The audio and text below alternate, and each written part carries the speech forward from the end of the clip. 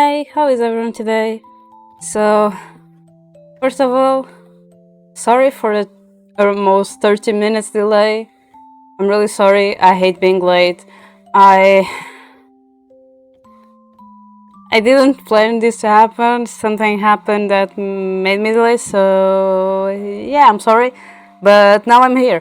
And that means we are going for more story to see where it goes, if you get any closer of the normal ending with Kurato. So yes, also hi Alex, hi Shoko, hi Satari, how are all you today? Don't forget to eat, and let's just switch and go.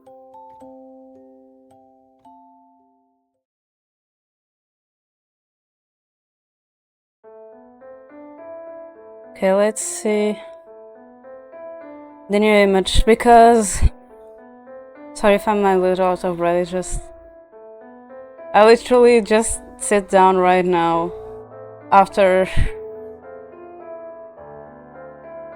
since like 4 p.m. that's it's been kind of agitated for me, so now like I finally sat down. It's kind of things kicking in, so I'm feeling a little bit out of breath.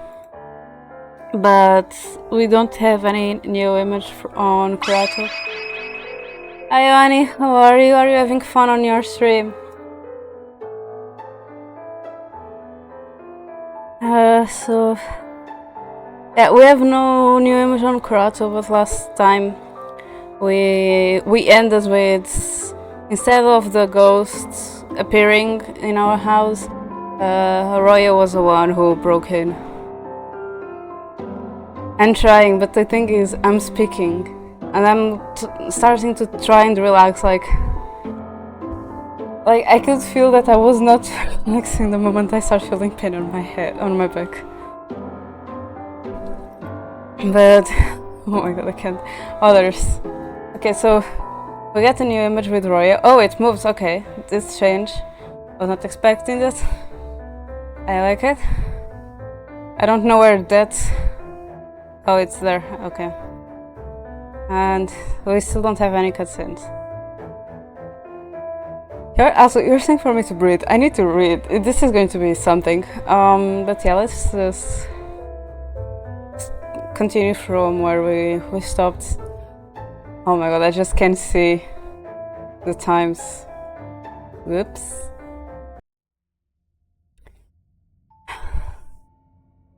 I release his tie and slap his hand away from my hair.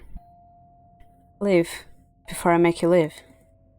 Raya does not reply, his eyes still fixed on me. He licks his lips but does not reply. His behavior sends a chill down my spine. I want to run, but he's between me and the door. Before Raya can try anything else, Kurato enters the room.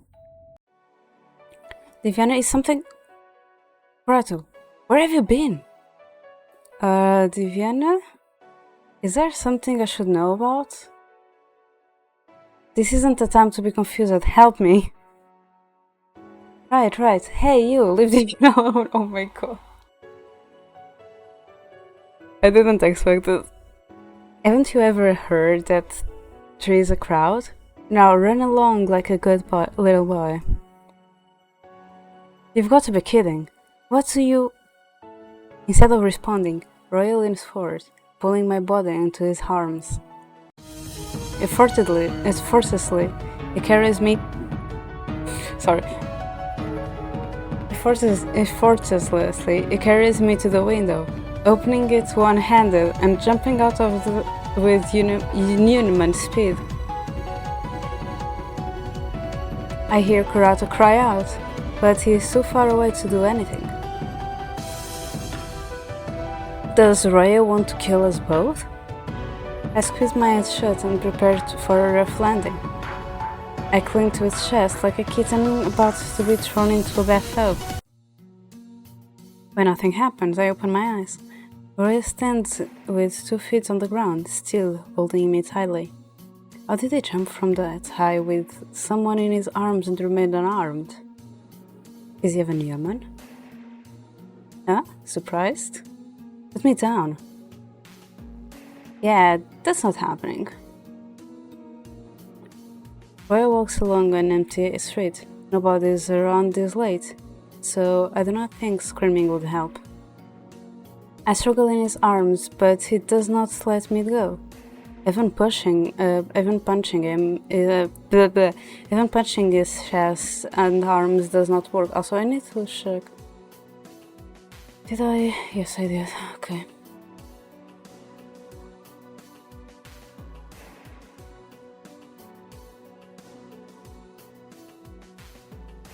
It makes me wish I was not so small and easily to pick up. Pick it up. I try hitting his neck. Oh my god, I can't even read in English. I try eating his neck, but he sees it coming and throws me in the air. I thought he intended to drop me, but he catches me right before my body hits the ground. Even though he's moving swiftly, I realize that he is injured. His sleeve is ripped and there is blood stains on his jacket. Must have already been like this before I entered my room, but I did not notice it until minutes before. Why are you kidnapping me? A good villain does not reveal his intentions. Judging by his screen, it cannot be anything good. His silence makes me more flustered. What? I recognize this place. It is a mansion from the other day. What is Roy up to? We go in through the door in the backyard and enter a dark hallway. My heart throbs nervously. I want to get away, but on the other hand, I want to know why Roy kidnapped me. At the end of the darkness is a large room with only moonlight illuminating it. Despite the house being abandoned, this room is well maintained, with hardly a speck of dust anywhere. Welcome to my hideout, Roy says with a prideful smile before putting me down on a large couch. With his hands now free, he loosens his tie and starts to unbutton his shirt. I stare at him with wide eyes. Girl, look away! What is he doing? Wait, Roya? I know you're an elite student. Doing this will ruin your reputation. Roya turns to me and raises his eyebrow. What are you thinking? Oh, you're thinking I intended to rave at you? I see. You're not as innocent as you look. Roya grabs a few bandages off the table and patches a wound across his torso. I notice more scars around that spot. What happened to you? Quite a lot, huh? Each scar has its own story. You want to hear some? Roy points to a rounded scar on the left side of his chest. Some stranger decided I was a vampire and tried to stab me with a wooden stake. I know I'm handsome, but mistaking me for a vampire is too much. And the older depictions of vampires, they're pretty ugly. I'm not that old. Is he joking? While Roya patches himself up, I sit up on the couch. Besides the couch and table, this place is kind of empty. I wonder if Roya lives here, or if he's staying here temporarily. Once Roy is done, he puts his shirt and tie back. You were the one behind those kidnappings, weren't you? I don't know what I've done to you, but can you... I didn't bring you here to talk to you. I brought here to bait Kurato. He's your private guard, correct? Your prince should come here to rescue soon. Why would you have business with him when he doesn't even know you? Whatever your plan is, let me out of it. Be quiet and sit still. I roll my eyes and stand up. I assume the passage where he got in is the exit too. I'm not going to sit around and wait for Kurato. I can get out of here on my own. When I head to the exit, I feel my wrist being grabbed. You can't go up there, princess.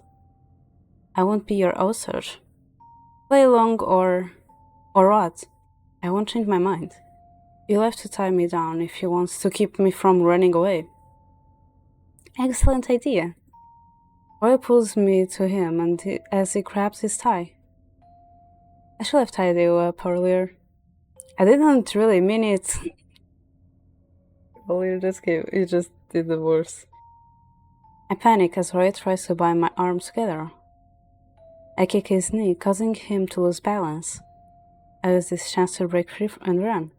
When I reach the entrance, I try jiggling the doorknob. He didn't lock it, so why isn't it opening?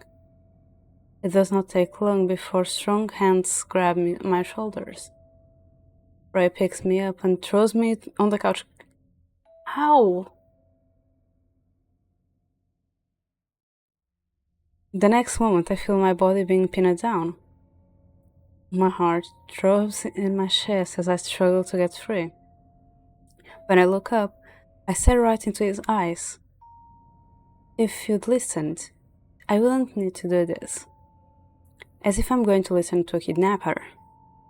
I'd rather die than get tortured and drag her out into this. I won't torture or kill you. Roy lets out a sigh and loosens his grip. For a fraction of a second, I thought I'd seen a different side of him. I guess I'll take you at your word. Roy brushes a strand of hair away from my face and pulls it closer to sniff it. You smell really good. Too bad I need to hold myself back. I lift my knee to kick his stomach. Once he releases me, I crawl away from him. Pervert! It sounds like a vampire, but he claims that's not the case. Or maybe it's just a creepy pervert who likes sniffing girls' hair. Upon noticing my surprised expression, Roy chuckles. Ha! It takes just a few words to get an amusing reaction out of you. As long as you behave, I won't do anything to you. As I said, I have business with Kurato. What do you want with him? You are so annoying. I may as well tell you, so you can stop being noisy. I don't have much time left, so I want to make a request.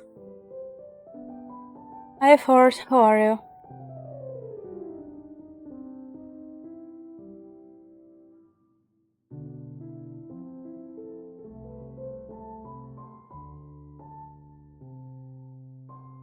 He wouldn't listen to me under normal circumstances, so when I found out he's guarding you, I had to take this chance. Wait, so when he said he doesn't have that much time, that means he's dying. Still. You're welcome. If I take you, he'll come to rescue, and I can finally talk to him. Are you planning to... Don't worry, I have no intention of harming Kurato. I know I said I'd take you at your word earlier, but you do remember that you kidnapped me, right? It's your choice to believe me or not. Rhea chuckles at me and stands up. You should be here soon. After that, you are free to go home. Roy interrupts himself with a pained gasp, then covers his mouth with a hand as he begins coughing. The racking coughs seem to consume his whole body as he hunches over, waiting for the fit to subside. It only lasts for a minute before the hacking stops and his breathing returns to normal. He uses his free hand to pull out a handkerchief and wipe his mouth, then surreptitiously wipes the hand he covered his mouth with. When it's finished, I notice a red stain on the handkerchief before he stashes it away. I go over to him, a bit concerned, but I remain courteous. You should go to the hospital. It's nothing. I just haven't had anything for days. My body grows weak. You better stay away from me. I could lose control at any moment. I don't get it. What are you? At that moment, I hear the sound of footsteps close by. Roy quickly dashes to the side just as I hear a gunshot. When I turn my head, I notice there is a shaped spot on the floor where Roy stood a second ago. Thank you for that, Pat. What's going on? There is the sound of a gun cocking, and I catch a glimpse of someone standing in the hallway. It takes a few seconds for me to realize that it's Karato, an intense expression on his face. I hear Roy swear under his breath as he escapes upstairs, already gone before I could blink. Everything is so fast I cannot keep track of what is happening. Karato briefly glances at the staircase, but when Roy is out of sight, he hurries over to me. Are you okay? Yes. Sorry I'm so late. Did he do anything to you? No, it didn't. Now, calm down for a bit. I need to tell you something. I explained to him what Roy told me, the reason I was kidnapped. Karato listens without interrupting, a frown growing on his face as I speak. I don't think he's a bad guy, so don't shoot him before listening to his request. Besides, he's your classmate. I know, I just pretend not to know him. I wasn't really aiming at him anyway. Karato lets out a deep sigh and looks up where Roy just escaped to. That guy is a pain. I don't want to deal with him right now. Come on, let's get you out of here. He sounds so irritated. I wonder what's on his mind. As we head towards the passage, I feel pain shoot through my ankle. Oh, I probably sprained it when I kicked Roya.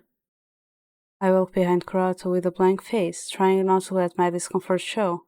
It hurts, but we're not far from home. I can make it. Upon noticing my speed, Karato walks back to me. He crouches in front of me and gestures for me to climb on his back and with a hand. What? You don't have to act tough around me. We have not known each other for very long, yet Karato can see right through me. Guilt stirs inside me for worrying him this much. It is surprising that he came after me without hesitation. I thought he would have went to Shane or another guard first. I pout, but give in to his offer. He gives me a piggyback ride home. Sorry, I couldn't protect you back there. I should have anticipated something like this happening. Karato's voice trembles a bit. I have to say something. I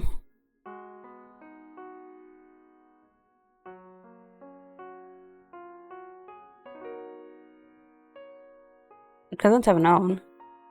It was pretty sudden. You couldn't have known. I was careless too.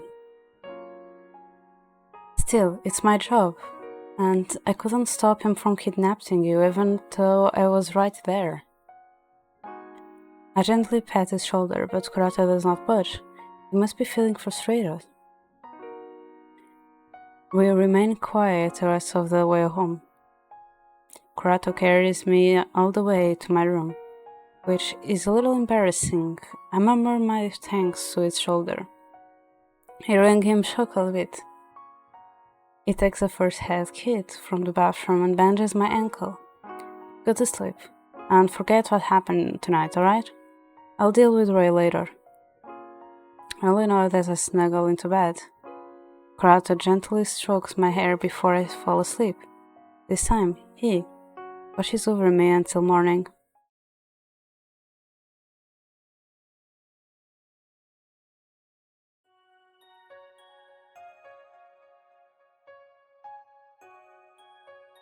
I just need to do a little stretch, I'm sorry.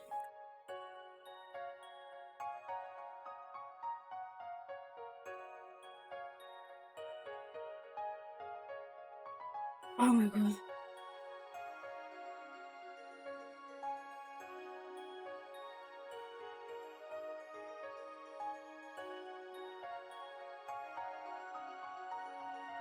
Why can't I crack my back like normal people?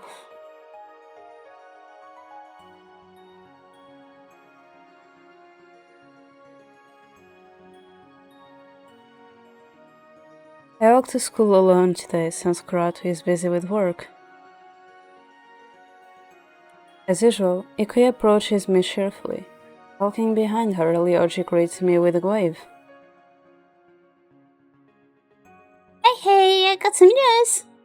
The student council decided to host masquerade ball. I'm so excited. I glance over at Ryoji, who averts his eyes. As class rep and president, he must have approved it, if not suggested the idea. Did not know he was into such events. Why are you giving me that look?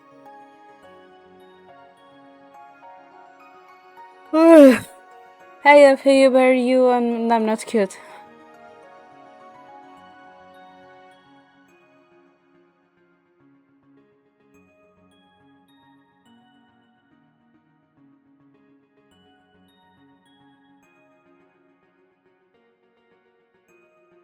Why are you giving me that look? I thought it would be nice to have fun once in a while. It's been ages since we had a school event. I think it would be fun.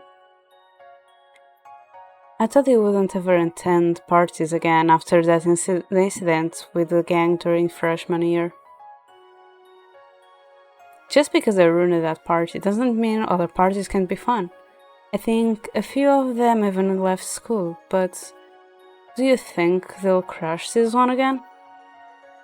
They won't make a move without a leader. Besides, I think they'll learn their lesson. Leah winks at me and I smile back. I should get a new dress. The one I wore in first year is actually too big for me. Have you slimmed it down? You still look the same to me. I did.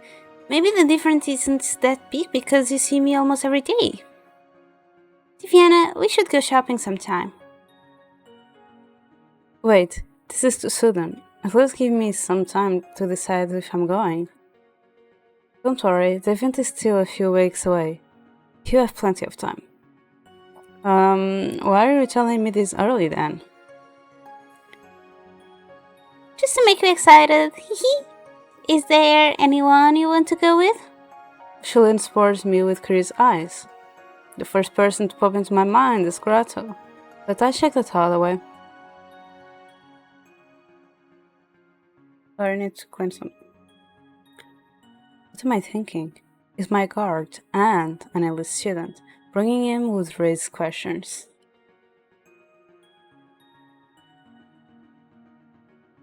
Taking the shake off my taking the shake off my head as my answer. The quick giggles and promises to find a partner for me if I have not decided. I feel like she wants to get me laid.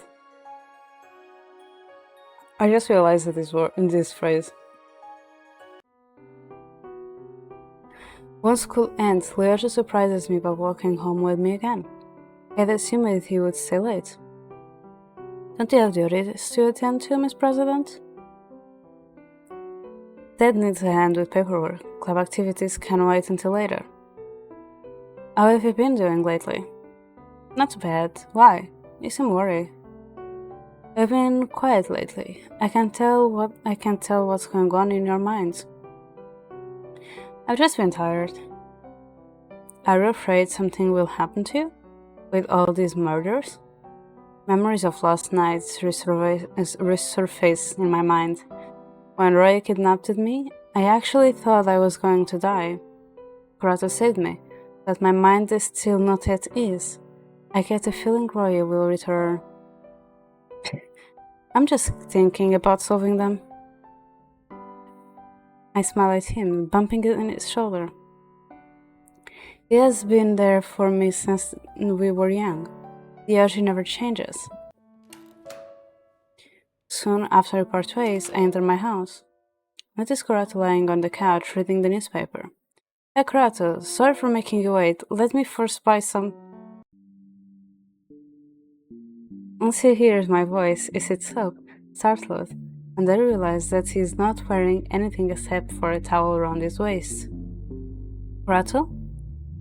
Diviana, I didn't expect you to return this early. I grab a pillow from the couch and throw it at him. I managed to dodge it. See, I just took a shower and it's warm in your house. Besides, this is really no different from the shirtless guys at the pool. I throw another pillow at his face before he can finish his line. No room for discussion. You promise to follow my rules, and my rules say you need to wear pants. And why did you take so many showers? After putting back the pillows I threw, Kurata rubs the back of his neck, averting his eyes as he speaks to me.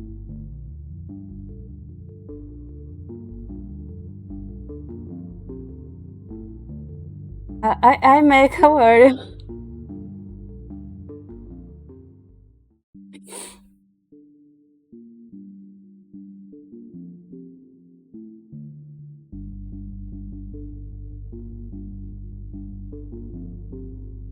I got dirty climbing into an old house to save a certain someone.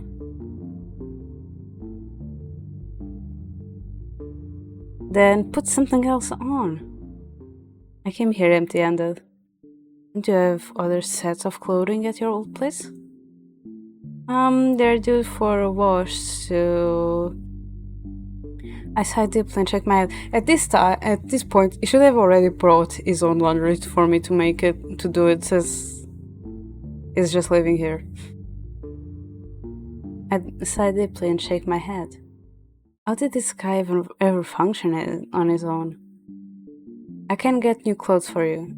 I need to go shopping for groceries anyway. It's the least I can do to thank you for your help. And he thanks. By the way, can you cook? Maybe you can prepare some of the ingredients for a meal. Wait, never mind. You may blow up my kitchen. I'm bad, but not that bad.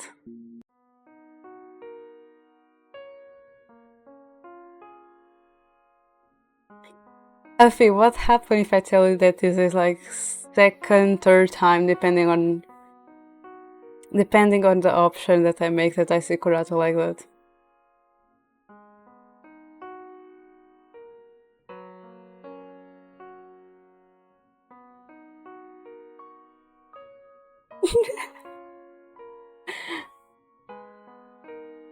Well, I was not the only one looking at him. Seems like Alex was also looking at him. After telling him not to do anything stupid while I am away, I grab my shopping bag and head out. I wonder what I should buy for him. I forgot to ask what he likes to wear. The masquerade ball is in a few weeks. Maybe I should buy something that can double as both formal and casual wear. Wait, isn't that an indirect way of asking him out to be able to? Bleh. Wait, isn't that an indirect way of asking him out to the ball? Wait, are you running away?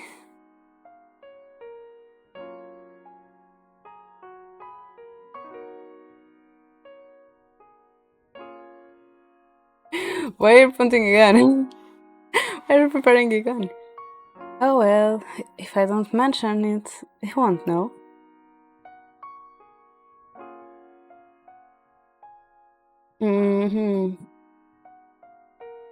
Yeah, the perfect timing for you to say that then.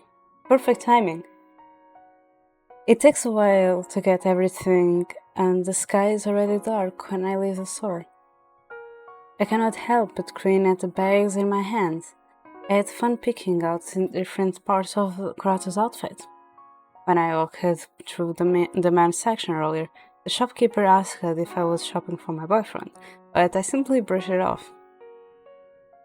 On the way home, I noticed a familiar small blonde boy walking ahead of me. Since we are both heading in the same direction, perhaps we can walk together. I almost reached him when I suddenly tripped on the bumpy ground. Kaishi, what? What? Surprised, Kaishi turns around and extends his thin arms to catch me. It does not work very well because he falls back, unable to support my weight. and both of us hit the ground with my chest crushing his face. Ow, that hurts. Are you alright, Kaishi? I roll off his small body and get up. His flustered face looks up at me, clearly annoyed about this incident. I pick him up like a little puppy and sweep the dust off his uniform. That will still be funny. I'm sorry. Because, like, the fact that it technically is our senpai is. And this whole situation happens, and we treat him like a little kid. It's funny to me. I'm sorry. You know, body slamming people is an unusual way of greeting them. It was an accident. Kashi lets out a sigh and rubs the back of his head. Straightening his eye, he picks up the grocery bags I dropped and hands them to me. For a child, it can be polite. I guess Kaishi isn't always that grumpy. Thank you. What brings you here? I just did some shopping. When I saw you, I thought we could walk together. We're not friends. You don't need to be friends to walk beside each other on the street. Whatever. Do what you want, but don't think this means I like you. So, who do you consider a friend? No one. Aw, that's sad. I don't need your pity. Having friends doesn't define one's happiness. As we continue down the street, silence settles between us, even though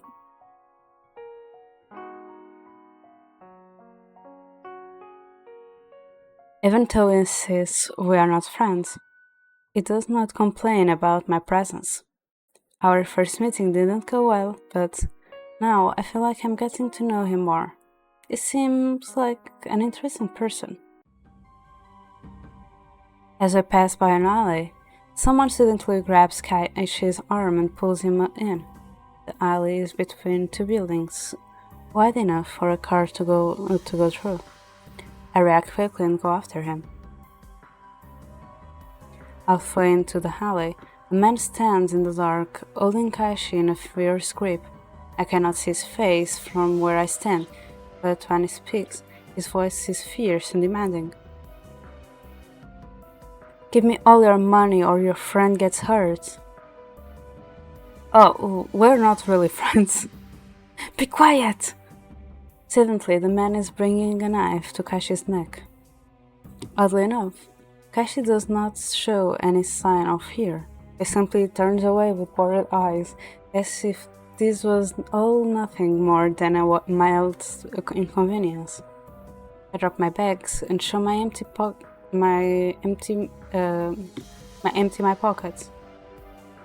I had hidden my wallets in my inner pockets, and I pray it does not notice. I don't have much money. This kid's an elite, yeah? He must be rich. Oops. Call his family and tell them I want money, or I'll send him home in pieces. Don't listen to this guy. He probably doesn't even know how to use that knife. Hey, you think I'm joking? Without warning, the man grabs the front of Kaishi's shirt and shoves him against the wall, pinning the boy with a knee onto his stomach. Kashi coughs, his shoulders shaking.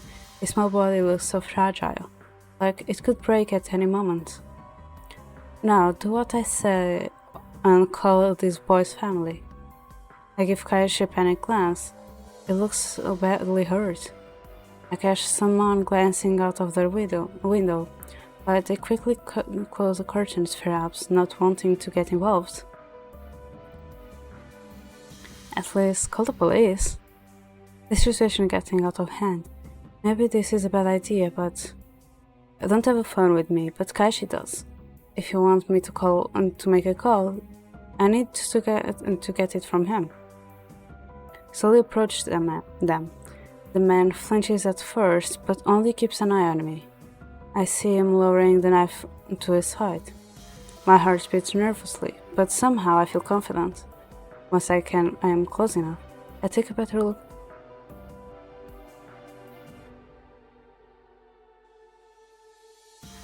Take a better look at the man's face. He has a demon-shaped tattoo below his left eye.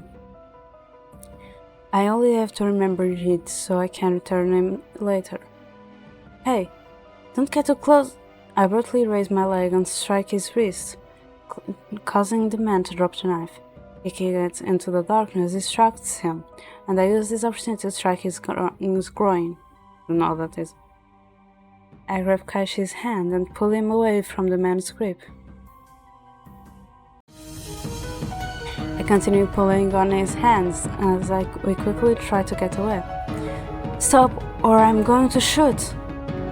His voice makes us turn around. The man has a gun pointed at us. What? Where did he get a gun? Villagers aren't allowed to carry weapons. We better run. Are you crazy? The man shoots once on the wall as a warning. We freeze up at the sound of the impact. Damn, we can't escape from this. Suddenly the man falls forwards and hits the ground, pinned down by someone behind him. I could never miss our rescuer's distinctive appearance. Shane! Shane cuffs the man within his grip and takes the gun out of his hands.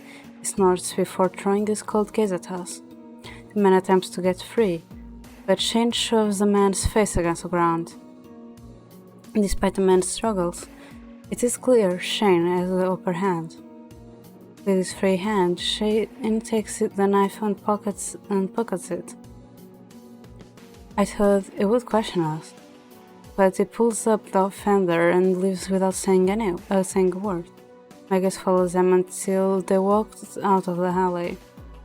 Jeez, that guy's so professional, but scary at the same time. Hey Kashi, are you okay?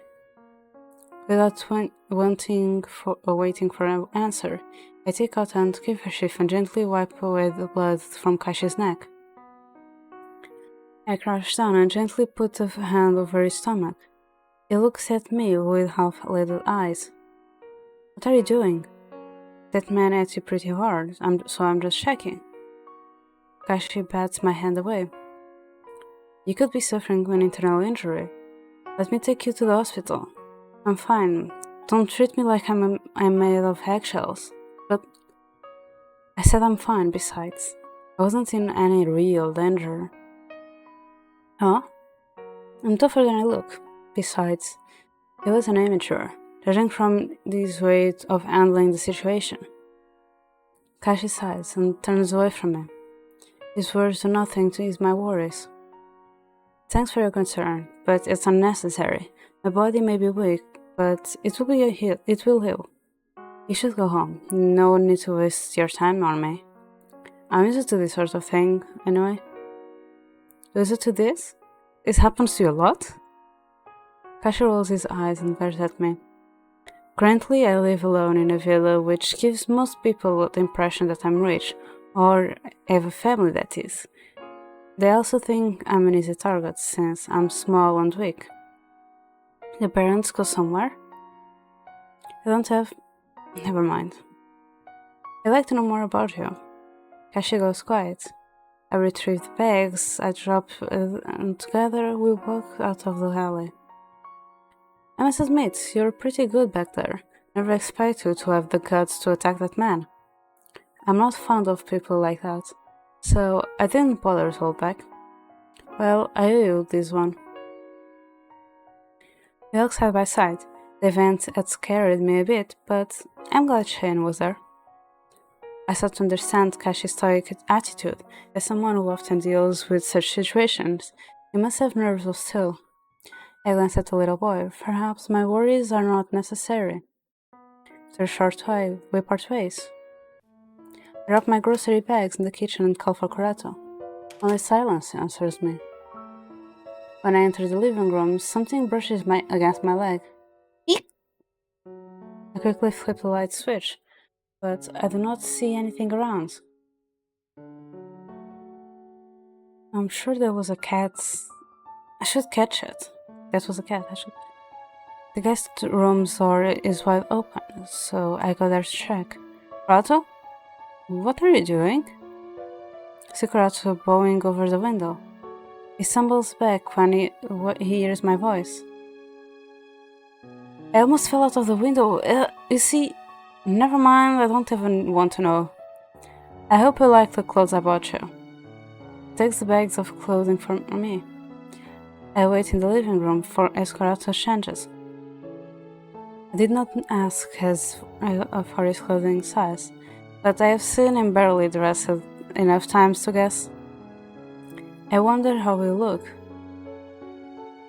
I examine Kurato as he approached me.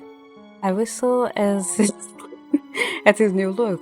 It completely changes his image. The outfit matches him well, making him look gentler. Kurato picks up at his sleeves, a joking smile on his face. Are you trying to turn me into a butler? Right, this is Kurato. No amount of good clothes can conceal his personality.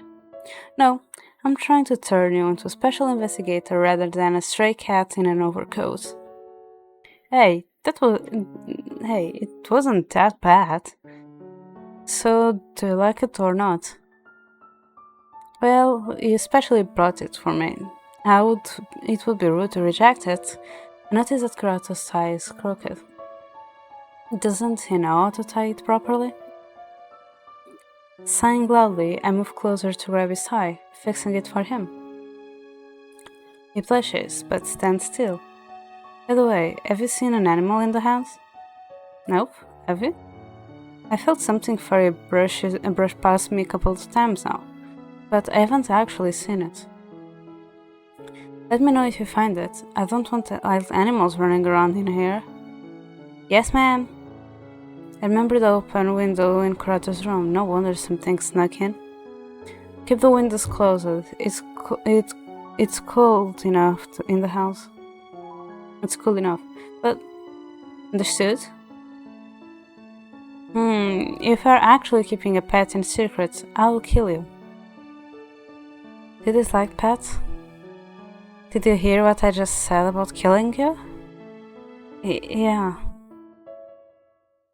That night, Kurato stays in my room again, never leaving for even a second.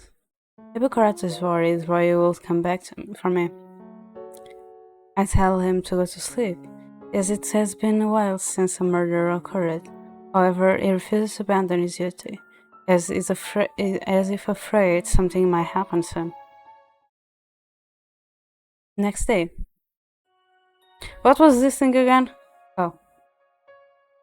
During the lunch break, Leoji approaches me with a serious face. Can we talk for a moment? What is it, Leoji? We go to the hallway with fewer people. Okay, Viviana, don't freak out, but you might be getting a call from the police within the next few days. Why? Leoji pauses for a moment. He takes his phone out of his pocket, sweeping on the screen before showing me a photo of a man. Sorry.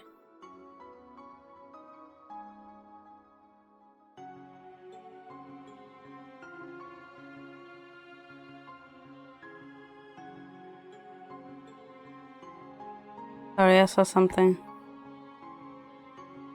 His face is only vaguely familiar, but I recognize the diamond tattoo below his left eye. It was the man who attacked me and Kashi yesterday. Have you seen him before? Yeah, I saw him. Why? He's dead. Someone from the office told me that he was last seen with a girl and I think the witness said a small boy. The description of the girl matches you. And now you just confirmed that you know him. Did Shane say something? Wait, there was someone who saw the scene but did nothing. Technically, Shane is the last person the mugger saw. The witness must have not watched it till the end. It's unfair. They should be investigating Shane. Does this mean I am under suspicion of murder? No, but the police might ask you a few questions about it. I just saw it to tell you beforehand. Besides, you would never do anything as stupid as murder. In any case, I have an alibi. My guard was with me the whole night. Who is your guard, actually? Did I tell him? Then again, Kurato is my alibi. I might as well say it's to save myself. His name is Kurato Akaze. He raises one eyebrow after hearing the name and rubs his chin. What? Is something wrong? Kurato smiles apologetically and shakes his head, avoiding the topic. Kurato is more carefree than Shane, and I have only seen him in action once. Other than that, I know nothing about him. Kurato seems to have an idea. This might be a good chance to ask. What do you know about him? How can I trust my guard if I know nothing about him? You've got a point. Unfortunately, I don't know anything else about his private life. Seems like I have to figure it out myself. I feel like a stalker. It doesn't help that Kurato won't tell me himself. After school, I go to the library. Maybe I can find something there. Personal information is not available to the public. I have to ask for permission before I can access the database. Luckily, the librarian accepted my excuse. I searched the archives for a while, but to my disappointment, there is nothing useful. Only his age and student information are displayed. Cannot even find his address. He said before that he had a place, but now I wonder if he is actually homeless. As for family, he was adopted into the Akaze family and is an only child. Since he is adopted, it makes sense that his prior life is difficult to find in the archives. While browsing through newspaper archives, one article catches my attention. It is dated back to the 18th century. The page displays a section about missing people. While skimming through the phones to the photos and names, my eyes stop at one name. Kurato. You again? I hear a I hear a familiar voice and quickly put the documents away. Turning around, I see Kaishi standing there with a book in her hand, eyeing me curiosity. Just some research, by the way. How is your injury? I told you, I wasn't hurt. He moves closer with a serious face and lowers his voice. Are you under suspicion of murder too? How did you know? I had got questioned about it by the police. I want to know if you're too. Not yet. Diviana did think I killed him. I could have chased him down after we parted ways last night, you know? I had to save you after that man easily overpowered you. Couldn't kill anyone if you tried. Do you think I killed him? Don't ask the obvious. You are not capable of that. I guess Kaishi trusts me. After Kaishi lives, I return to the article about missing people. Kurato on Myodo, age 8, missing as for July 8, 1742, presumed dead.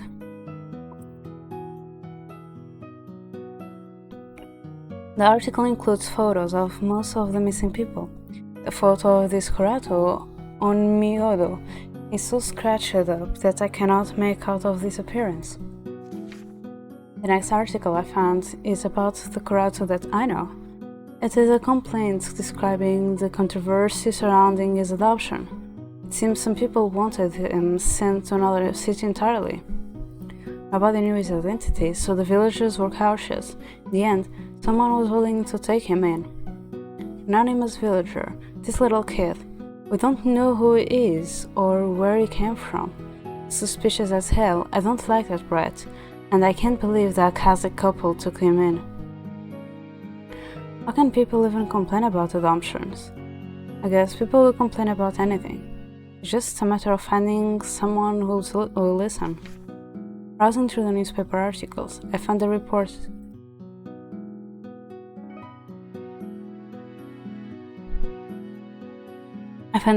about an incident from a few years ago. During a training camp in the forest, Kurato went missing with his partner. He returned alone after several months. Kurato claimed that he did not know what happened to his partner, and the case went cold shortly after. The deeper I dig, the more questions arise. His background is shrouded in mystery. There are more reports in the archives, but the library is closing soon. It seems I have to head home. I'm back. When I enter the living room, a strange smell hits me. The smell gets stronger as I step into the living room, and I realize what is going on. Underneath my kitchen. Don't tell me you are burned. Crowder turns around and greets me with an innocent smile. Welcome home, dear. I'm not your dear. Well, dear, while you were away, I prepared a dinner. Wow, you didn't blow up my kitchen. Of course I didn't. I didn't even set anything on fire. I glance at the odd-looking fish on the kitchen counter. How could he waste those ingredients? I was going to use them this week. I rub my forehead, grimacing at what he made. It doesn't look very edible. Suppose he wanted to surprise me with a meal? Well, it's the thought that counts. Thanks for your hard work, but let me take care of the rest. Hold on, have a taste of this first. Gives me a plate with fish chopped in pieces.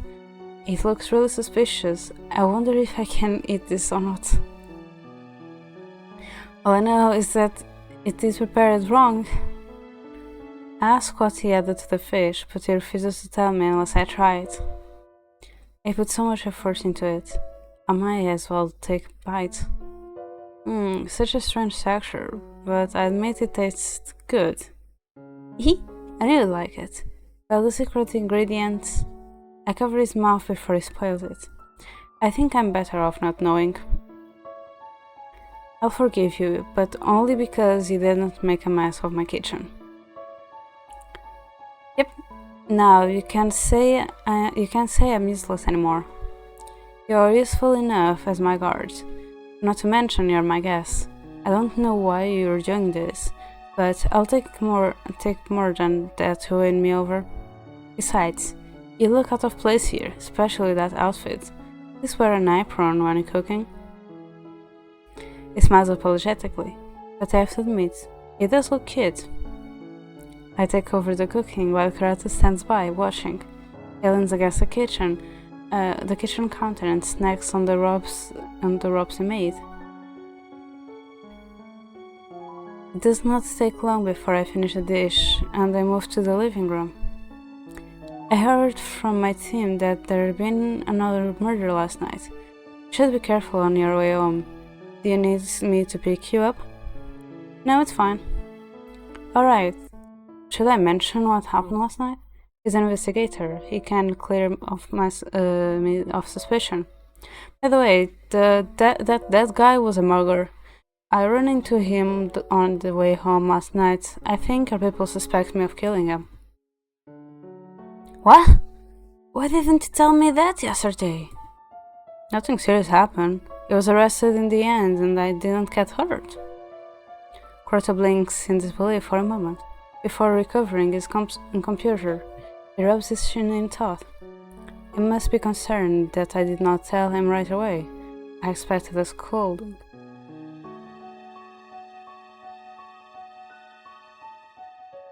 But instead, it gives me an apologetic look.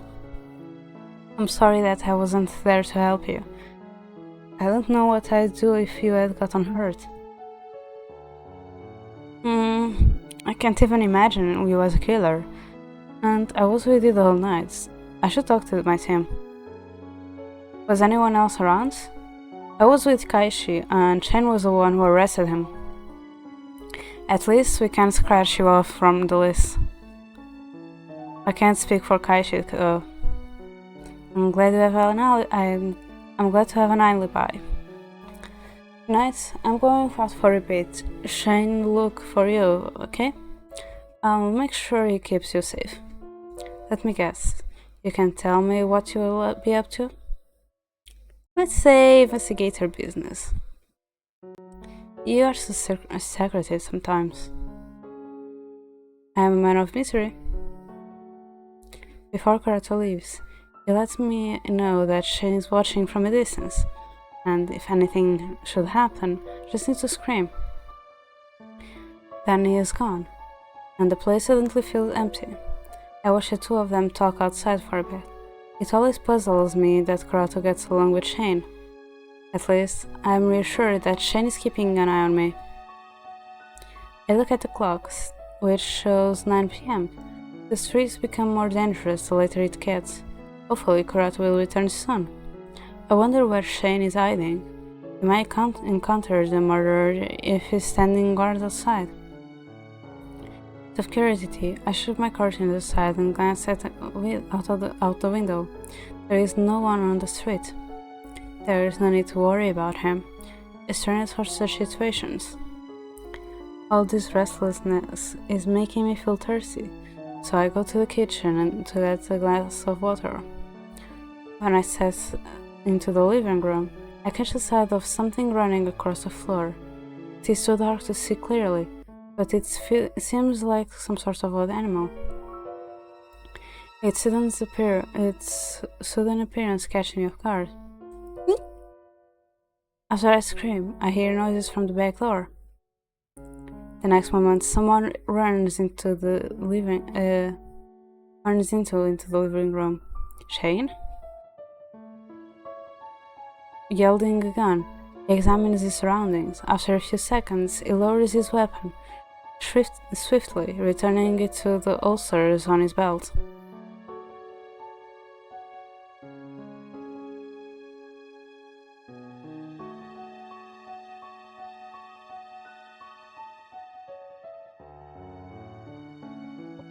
Sorry, I'm feeling my throat hurting a bit.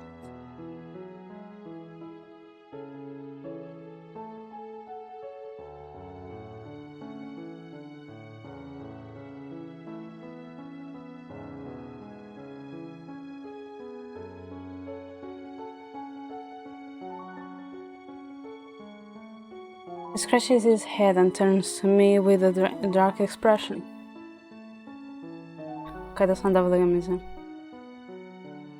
I totally forgot he would come if I screamed. Sorry, it was a mistake. An animal startled me. I didn't mean to scream, sorry. There's that mean silence.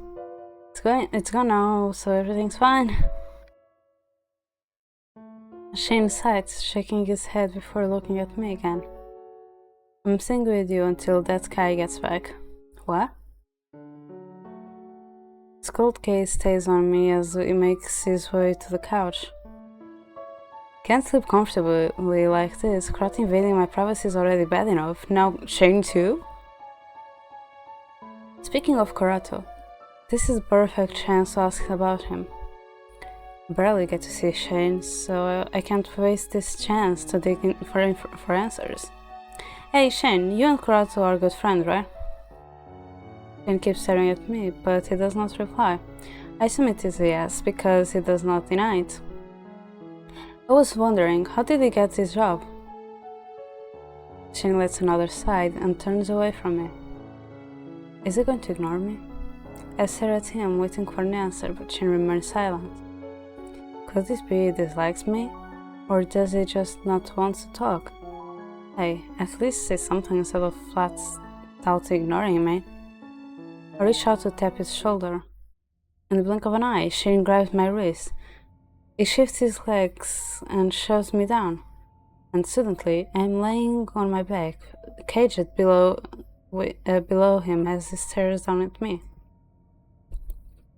I scream around in an attempt to get free, but he uses his body weight to limit my movements. The situation is so familiar. It is exactly what happened with Roy the other night. What are you doing? Get off me! Before I can raise my fist, he secures my wrist with one hand, pinning them to the couch above my head.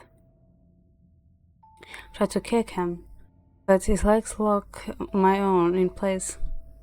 I didn't even know how to block that. This guy's on a whole other level. He's so close I can hear his distorted breaths. I expect him to make another move, but he stares at me without a word. I feel frustrated under his gaze. Then Shin pulls away, returning to his previous position as if nothing happened. That was disappointing. What do you mean? I was just testing you. You're way too slow and weak to kill that guy. My heart is raising as I slowly sit up. I heard that man is dead. I was with Kratos since last night. You could have just asked him. Thanks for saving us, by the way. If you hadn't been there, we might have been seriously hurt. Losing my job. I'm glad to finally hear a reply, but I still have not gotten the answers I wanted. By the way, what happened last night? You had him in your custody. How did he get away from you? Really? You're not going to tell me anything about what happened? Even after letting the police believe I killed him? Does not look like he will talk anytime soon, so I gave up on questioning him. It feels like I'm talking to myself, so I decided to go upstairs. Just as I stand up, he suddenly speaks. Investigators are the backbone of the police force. Because of that, it isn't easy to get this job. But somehow Karato managed. He's skilled now, but before that incident, he was more or less still. What incident? He went missing for a few weeks. They found him in the forest. Since then, it's been different. If you want to know, you should ask him yourself. I never told you about it? No. Resign myself to the fact that I will not get any real answers from him and drop the topic. When I go to my room, Shin stays in the hallway. If I need him, I can call for him. Oops.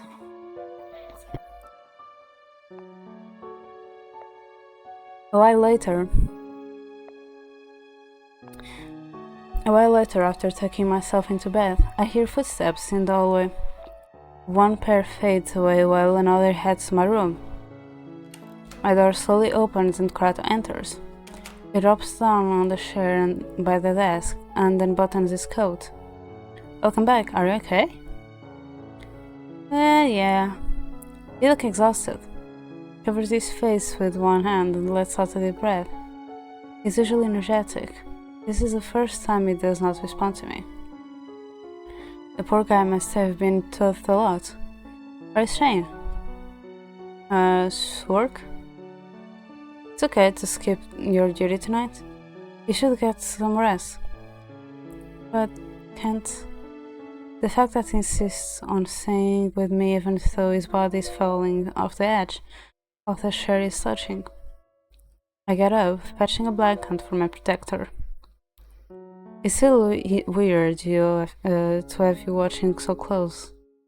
I'll let you stay for tonight, but you're sleeping in your own room from now on.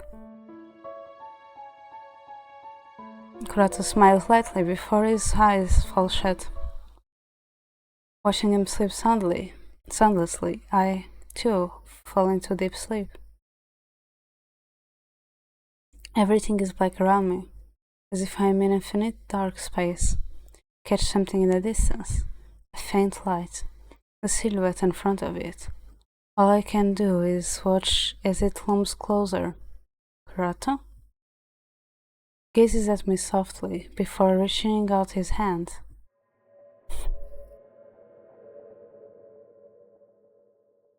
And Oni is here.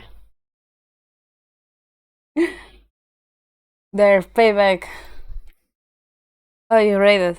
How was your stream?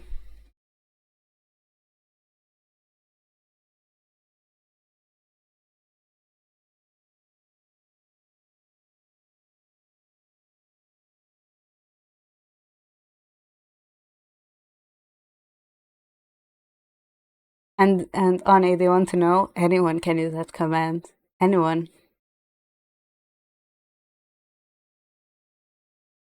I'm glad that you had fun. And yeah, please rest. Especially if your meds are kicking in. No, please rest. Stream has been good so far. We got some new information on a character that I didn't got before, because like different choices give different information. And until now, I'm still going for the good ending, and the good ending.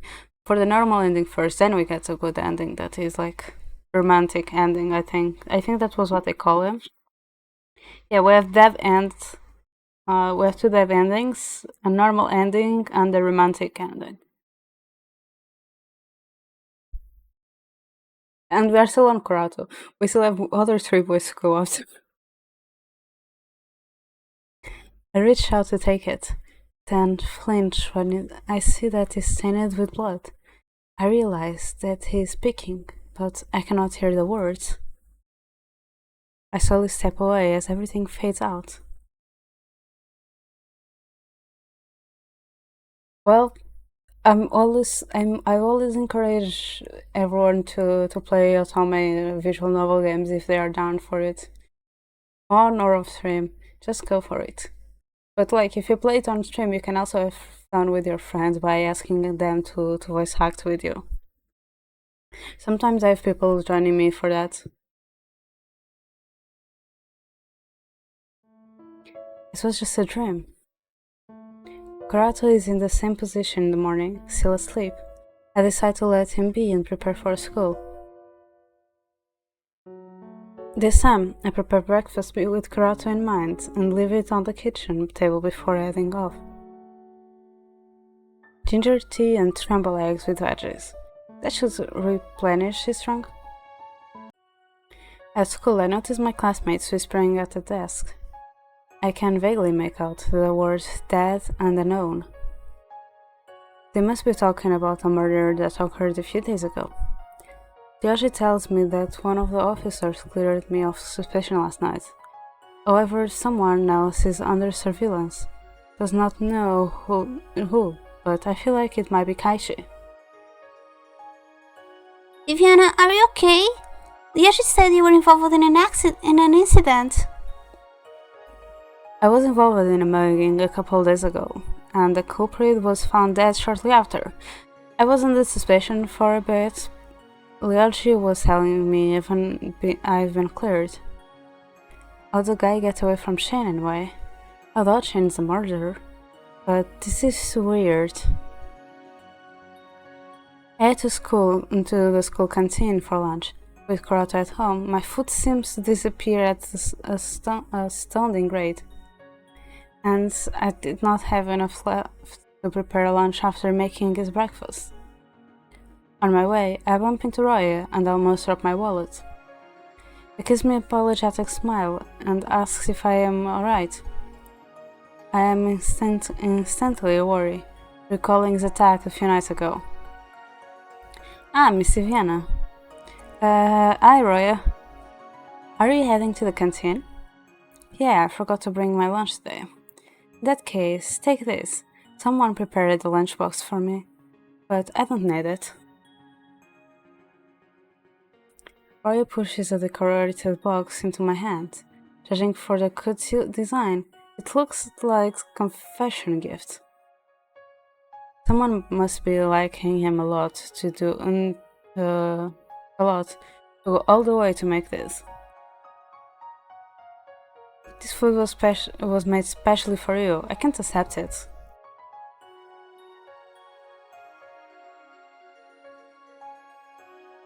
I just noticed I have to use my nail file. Just take it. I don't really feel like having it. I'd rather eat something else.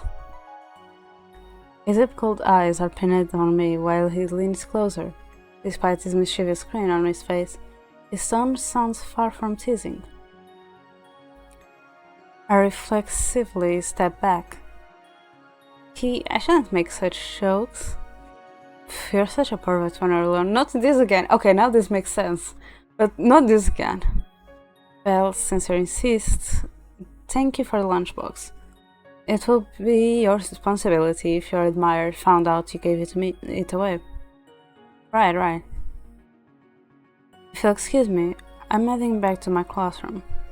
Hold on, there's something I want to tell you about that mugger. Huh? I'm the one who took out the trash. You mean you murdered that man? Would you still call it murder if he had a questionable history? That is not for you to decide. Besides, shouldn't had already arrested him. His death brought me and Kashi under suspicion. Really, Roy, you shouldn't have done that. Don't worry. I'll be a good boy and turn myself in. How are you going to explain yourself? Oh, are you worried about me? Careful, Diana. Or I'll start thinking you like me. Actually, I came here for another business, but it's always a pleasure to see you. What did you come here for, then?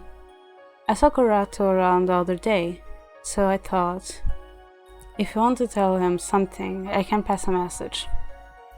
Thank you, but no, it is rather personal. Sounds like you're planning on confessing to him. What are you talking about? Ah, I see. There is something else I want to confess, but I won't tell you. He winks at me and walks off before I can respond. Not that I have anything to say to him. His words leave me confused. He seems like a simple person on the surface, but I wonder if he hides something deeper. I'm not oblivious to his flirting, but it can't be serious, right? I remove the pink ribbon around the lunchbox and open the lid. Inside are various side dishes with rice. There is even a heart-shaped dessert. I have not seen Roy in school until recently.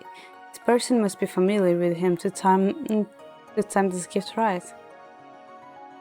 I feel bad for taking it, but it might be even worse if she found it in the trash bin. I head to the library after class. I need to borrow a few books for my history assignment. Mr. Blanchett has been going easy on me, but I do not want to fall behind. After finishing my homework, I reach home and find Kurato getting ready to leave. Are you feeling better? Yeah, I slept the whole day. All day? Did you miss your shift? It's fine, I got someone from another department to cover for me. Besides, I have an appointment tonight. Shane will be here soon to look after you. Can I do anything? Don't worry about it. You probably have homework to do. I finished it while I was at the library. You are so stubborn. Let's scratch the back of his head. Brow forward in thought. I thought he was more comfortable with sharing things, but he still keeps a lot from me. I cross my arms and pout. Yesterday I stopped by the office to submit my testimony and clear up that you were with me the night of the murder.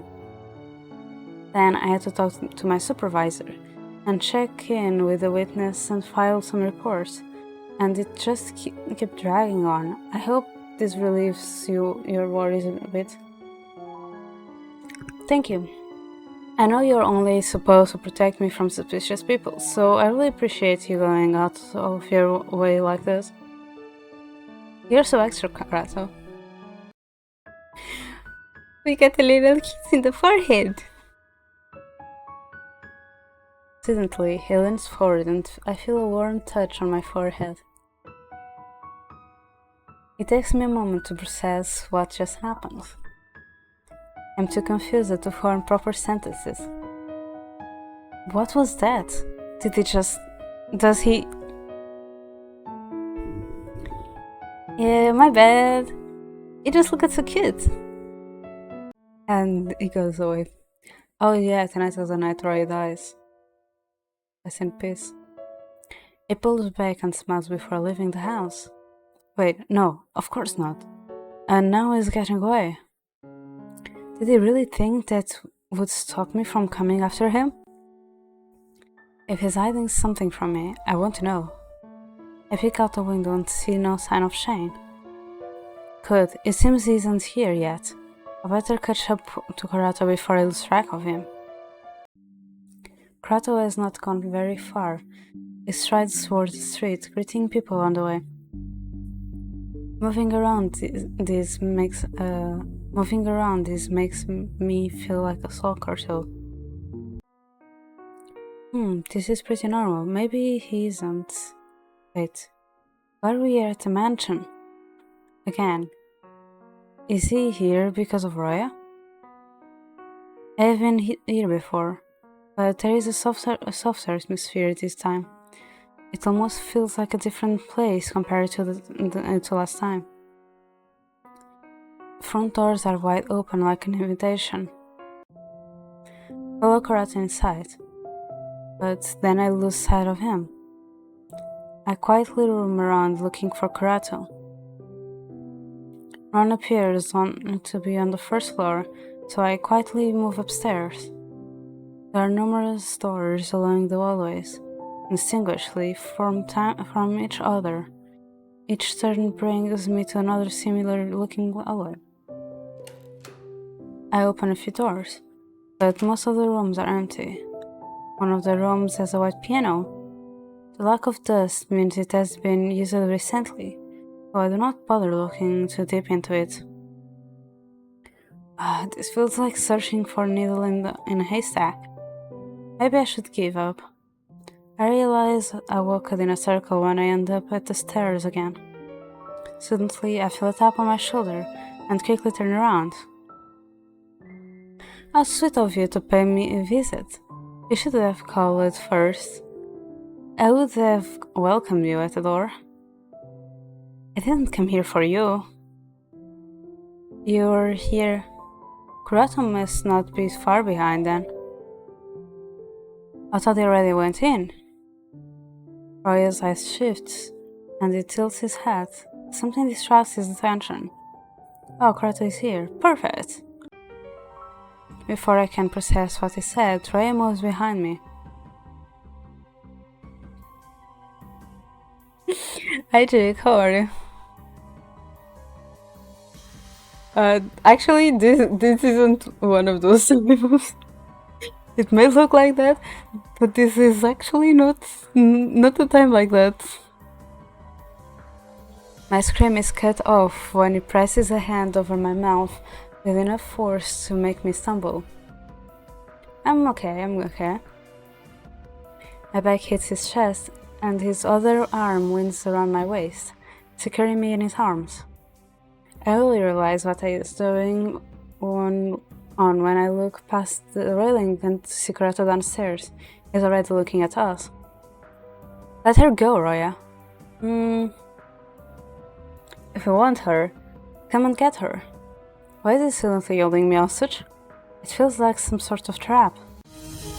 Roya silently swoops me in his arms, carrying me bridal style as he heads back to the hallway.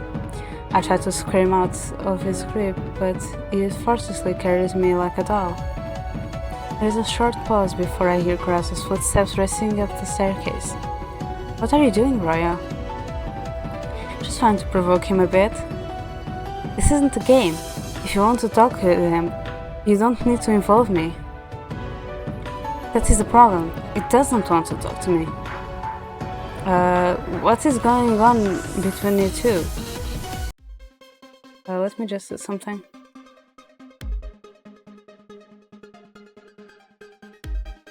Yeah. Before I get my answer, Kurato blocks our path. Roy is fast even while carrying someone, but I suppose it's not enough to completely evade Kurato. Roy smiles in amusement as he sets me down. He clumps a hand over my wrist, preventing me from escaping.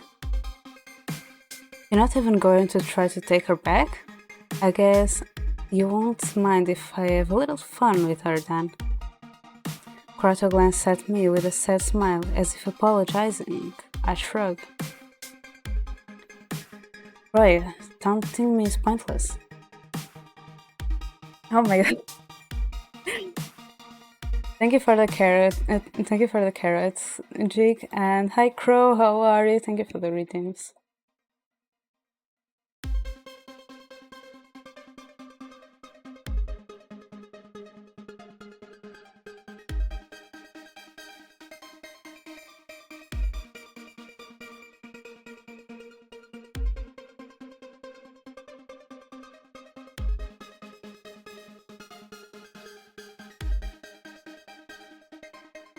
My shoulder cracked. I'm trying to get the carrots. Wait. No, no, no, no.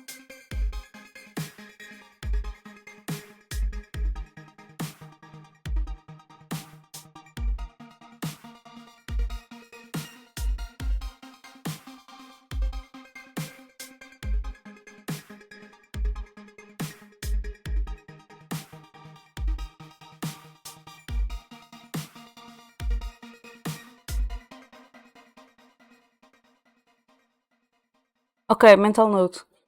Never mixed a gummy carrot with a cough drop. Because like I snugged like my cough drop into one of my cheeks while munching on it. And what you answered to me when I asked you how I was, like when I asked you how you were and you answered, you can put that on like you can put that as my answer to you, because that's the reason why I start stream late. I wasn't home from 4 p.m. to 10 p.m. and I was just like I kind of running around. Yeah, to something.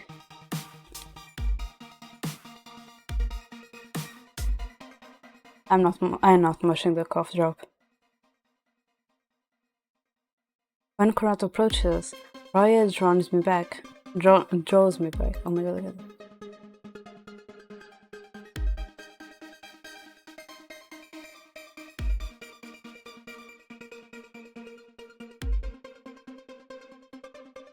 So you for 5 hours.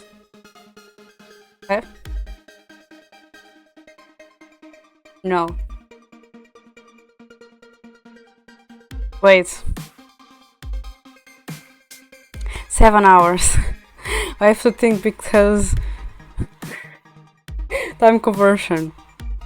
12. It's like 12 p.m. is 12 hours. 7 p.m. is 19 hours. So you're 7 hours away. Okay. No, because the thing is, I thought like 12 minus 7, which is 5. I thought about the numbers, not the hour part. Because I use that, like, I don't use like 12 p.m. Those things, I don't use the 12-hour format, I use a 24-hour format. So, like, I need to do the conversion, and that's when I'm like calculating time sometimes messes up.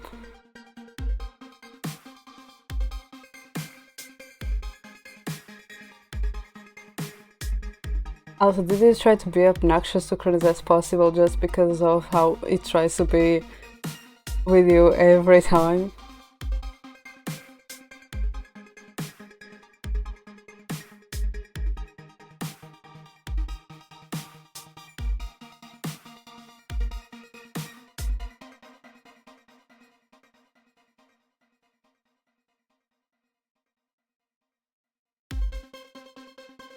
The thing is, the way you put it, if you don't see the hours, it's actually right. Because it's like, if you don't put hours, you put 12 minus 7 is now 5, so it's correct.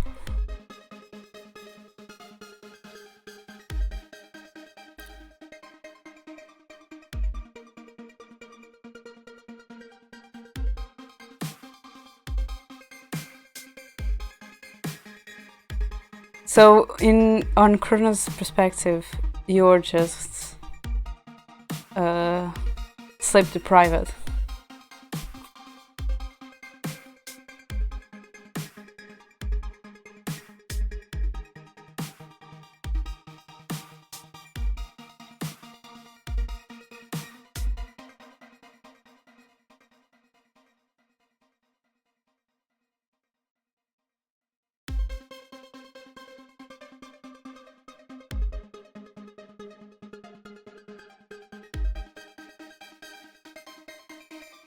You were just like, no, I'm doing to you what you do to me.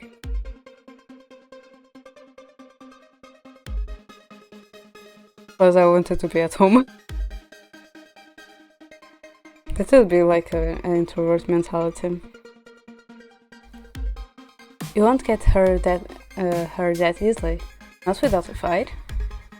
Why don't you draw your gun?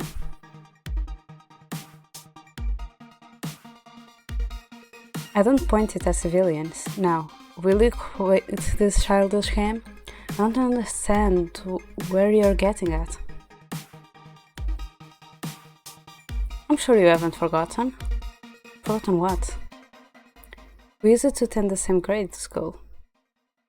Kurato and I were in class E, 1E, while my brother was in... You don't need to bring up the past. We're better off forgetting about it. Huh? I used to bully you. Don't tell me you have already forgiven me. I told you, we can leave the past behind. Kurato grits his teeth. If that's really how you feel, then do me a favor and kill me. Huh? Why would Roy want him to do that? Kurato is with the cops, that is ridiculous. I've been feeling guilty all these years. You disappeared off the face of the earth for a while. I didn't know how to apologize, though perhaps it is too late. Tell me you remember. I know you hated it. Didn't you wish for revenge all this time? Killing me will make us even. No, I won't do that. I'm afraid to stain your record. Afraid to stain your record? Then let me give you a little motivation. I was the one behind the recent incident with the mugger. I made sure to give him the most gruesome death possible. See, and then Nomi seems for this guy. I don't understand. And then Nomi's like, that one. I pick that one.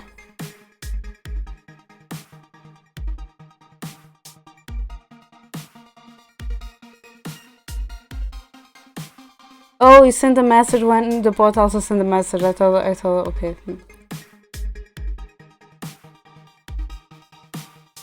Yes, be obnoxious just for the sake of it.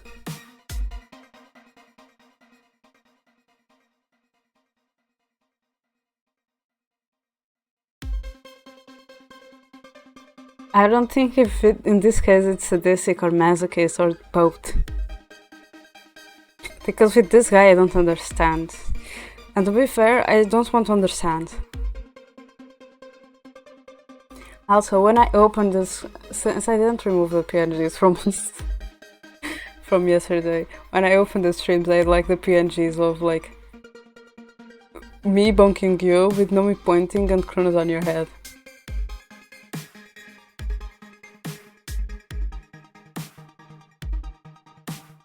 You saw the scene, didn't you? I was the one who burned the marks into... I took a screenshot. Where is my cursor? No, it's just because... it's not that, it's just because like I started streaming later, so I couldn't have much time to prepare. I prepared... So like when I opened OBS it was there.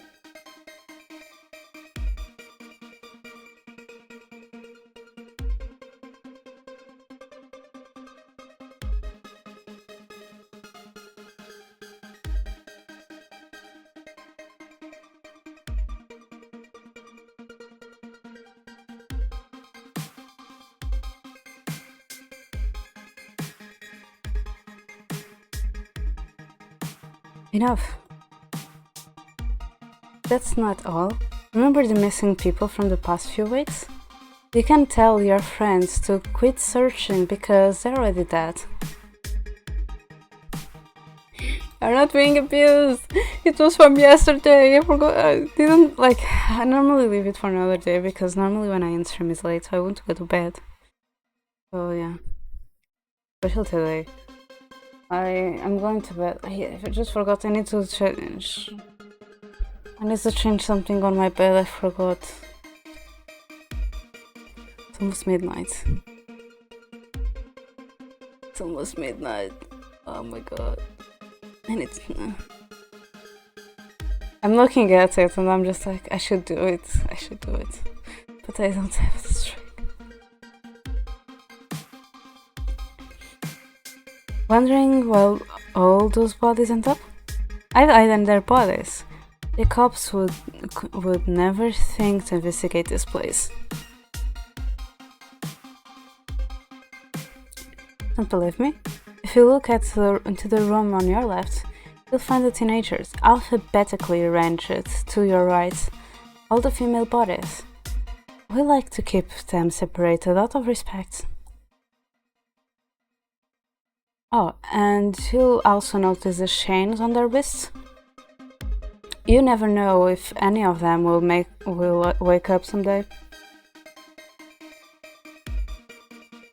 His words send a chill up my spine. I can't tell if he's serious with that grin of ease. That's enough. If you're confessing to these crimes, then I need to arrest you for what you've done. Not going to kill me? That isn't my call. Now, let Diviana go.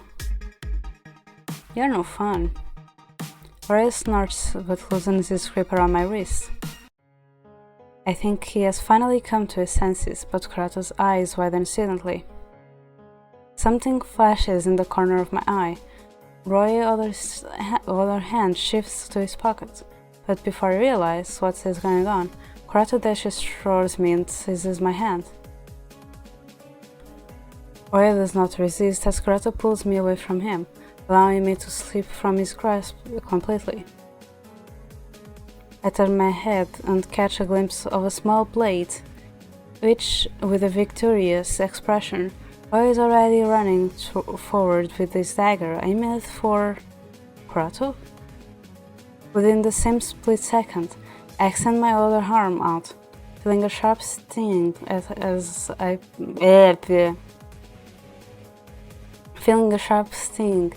I am pulled behind Kurato. Roy fires again, leaping towards the forward with the dagger, but this time Kurato blocks the attack with a gun he pulls from inside his coat. They exchange a few blows, each struggling to keep up with the other. I step back, putting a hand over the cut on my arm. I feel something wet against my fingers, and Roy glances in my direction. He bites his lip when he sees my cut, but does not pay further attention to me as Kurato leaps towards him. Kurato tries to grab the dagger from its opponent, but loses focus when Roy kicks at his wrist. The fight halts when Kurato drops his gun, and it clatters across the floor. Roy uses this chance to leap for the weapon, and so does Kurato. What should I do? I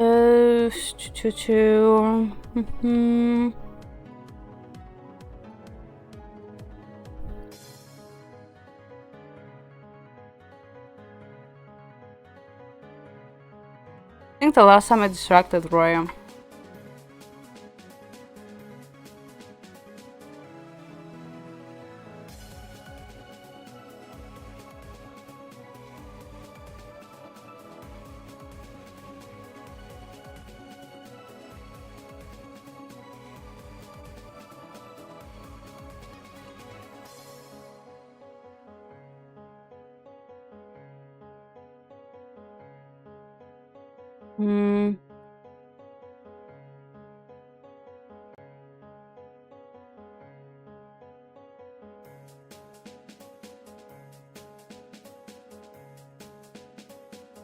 Nope.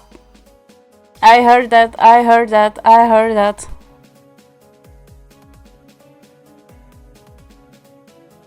Kurato, wait. Kurato looks in my direction. The split second distraction allows Roy to snatch the gun off the floor. Kurato curses under his breath. Roy laughs upon seeing our expressions. What would your boss say if you lost this? Give that back. Come on, you won't even miss it. Don't you have a second gun? I got carried away here. Let's end this quickly. I don't have much time left. Roya tosses the gun to Kurato, then raises his arms in surrender. I didn't think I'd meet you again after everything that happened. Maybe it's fate, you know? I want to set things straight. There is something different in his eyes now. They look almost sad or hopeless. Roya, despite what he did, I have to pity him. No! No! No, you don't! That guy broke into your house. That guy kidnapped you. That guy kidnapped other people and murdered them. You don't have to feel pity from him. No! What is wrong with you? I'd rather forget about it. You just have to do this, and it won't bother you anymore. Why won't you accept my request?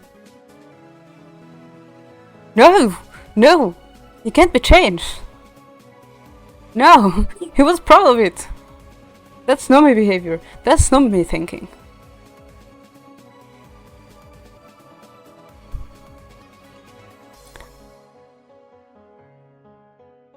So, if I forgive you, I should grant your request and kill you, but if I don't, I shall kill you to get revenge? Seems like you get what you want either way. Why are you so fixated on that? If you want to pay for your sins, just turn yourself in. I don't want my life to end by his dirty hands. Wait a minute. This is new. I don't remember seeing this before. Wait, he is the person that is being said like is he Kaishi? Because he's the Shinigami, is the god of death, and Roy is dying. Is it Kaishi? Yes, Kaishi, kick his butt. I approve that message. He's the one thing I fear, and he won't stop until he gets me. Not that you wouldn't understand. Yeah, I don't. That's why I want to part in your suicide mission. I want no part in your suicide mission. I agree with Kurato. Roy is too selfish to ask someone to stain their hands for him. Let's leave, Kurato. Kurato averts his eyes and turns to me. He takes my hand before turning away. Silently, there is a gunshot from outside the hallway. A green blur whizzes by, tickling Roy to the ground. It takes a moment for me to realize it is Shane. Oh! Oh! I like this image. It's cute. Aww. And Shane is being a camp. Poor Shane is start willing. I want to call out to him, but Kurato turns me around. He covers my eyes with his hands and whispers to me. Cover your ears, you don't want to hear this. I do as he says. I feel the recoil of gunshots travel from the floor to the bones. My hands do little to mute the screams that follow. So Shane was the one following him, not Kaishi. I'm happy either way. It does not take long for the screams to die down. I try to turn around, but Kurato releases my face only to grab my shoulders, pulling me to his chest. Did you follow me, Shane? I followed Deviana. I was told to guard her, but she ran off. Not a bad thing, I end up finding the target. He was distracted. Why didn't he take the opportunity? Shane enters my line of vision as he circles around something on the ground. I notice his shoes are stained with blood. He abruptly looks up at me with narrow eyes, and my body tenses. Is he going to come after me next? I'm sorry for running away.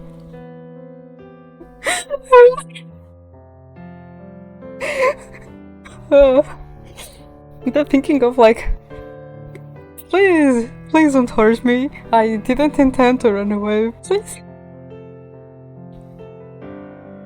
Before long, he shifts his gaze to Karato. It seems like he wants to ask something, but instead he weaves aside. Go, I've got this. It is running when we leave the mansion. Questions piled up in my mind, but one stands out to me the most. Is Roya dead? Karato nods quietly. I see a few scratches on his face, injuries from the fight with Roya. My chest feels tight. Well, not well. My chest feels... That was a connection between the two of them.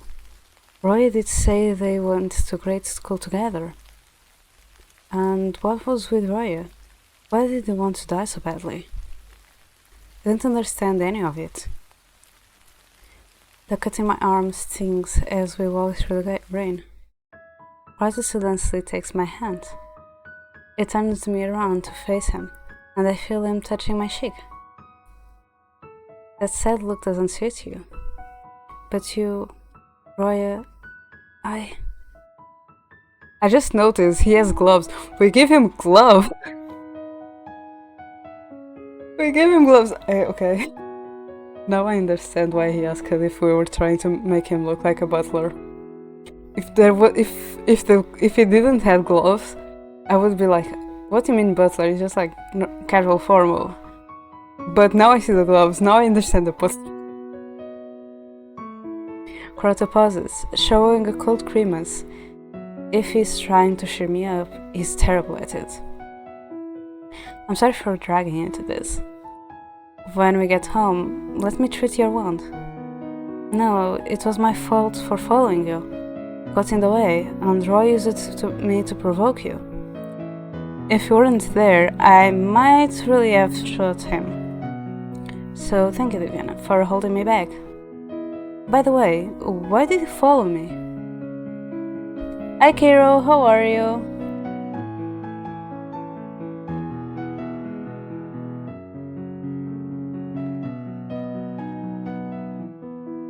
I knew you were up to something, I was curious.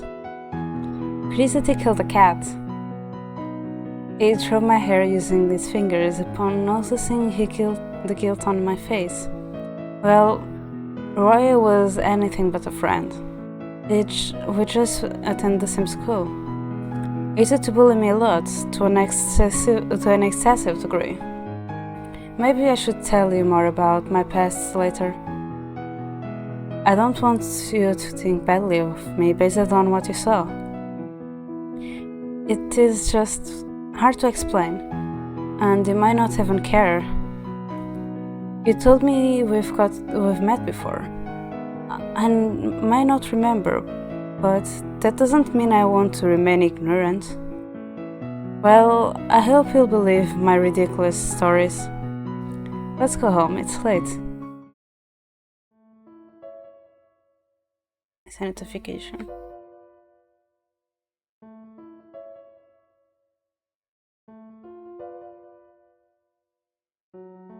No, it was from Zeph. The next day after school, I found Karato still in bed. I go to check on him and realize he has developed a hay fever. His forehead is hot to the touch, and he's sweating under the sheets. Besides that, his body is covering in bruises. He explains it was from yesterday, when we fought with Roya. However, I noticed that some bruises are in larger stages of healing. They must be from separated occasions. I cannot believe how much of a klutz he is to have hurt himself that often. Now that I think about it, I had a bruise on my leg. I haven't checked that. But I think I did it on the beginning of the week. I need to check how it is.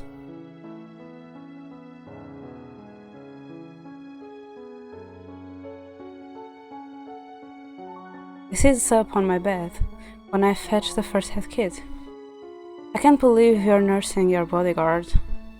You shouldn't have gone out yesterday then. I guess you stayed too long in the rain. Hey, you were with me. How come you didn't catch a cold? And like you, I'm not that weak.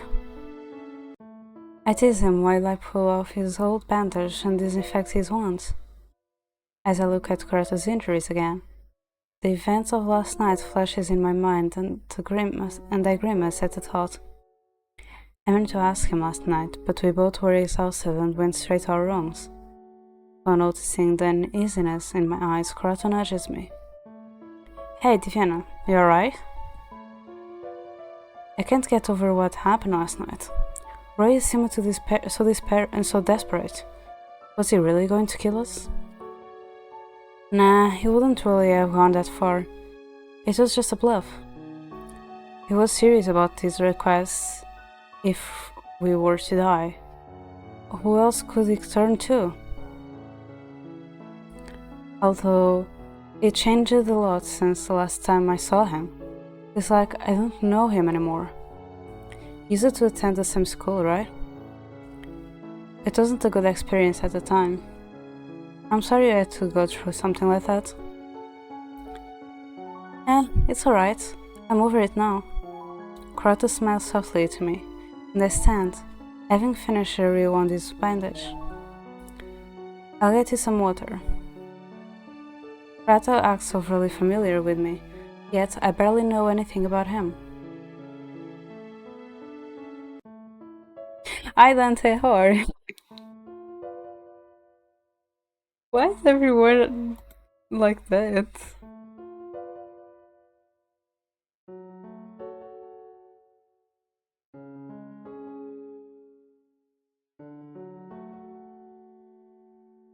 I had people arriving earlier when Kurata was barely dressed. Let's say that. There must be something missing from my memory, but I don't think I suffer amnesia.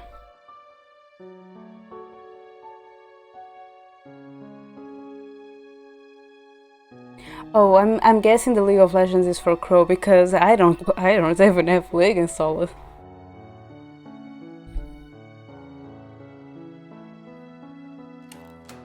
While I am at the kitchen, I'm startled by the sound of the front door opening. Oh no. My heart skips a beat when a familiar voice calls my name.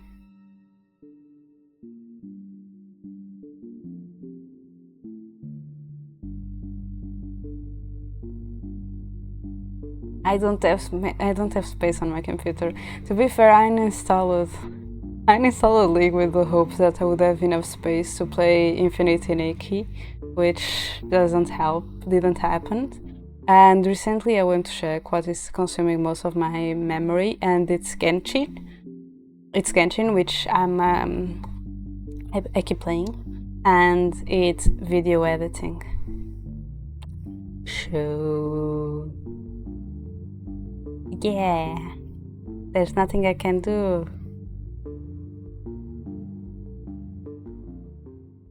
And I'm surprised by Crow saying rivals instead of league. Who are you? What did you do with the bird?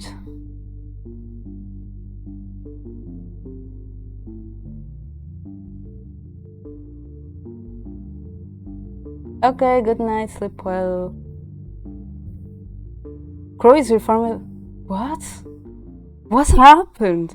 Why am I only finding about it now?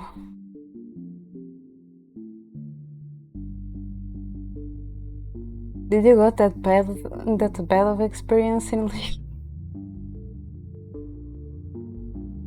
I'm home, Diviana. Are you here?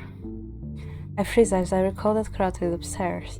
I really do not want to try and explain his presence to my mother.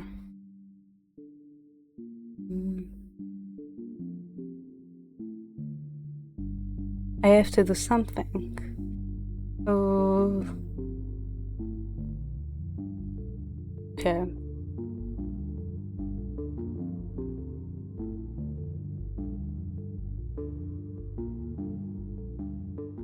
No, I know that you like playing games with friends that aren't League.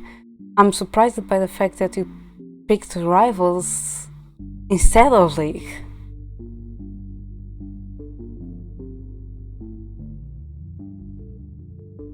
And why do you people like to suffer in ranks?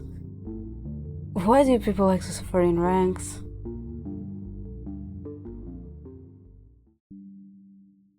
I think last time I put go upstairs to hide Karato, so let me talk with her. No, I heard that.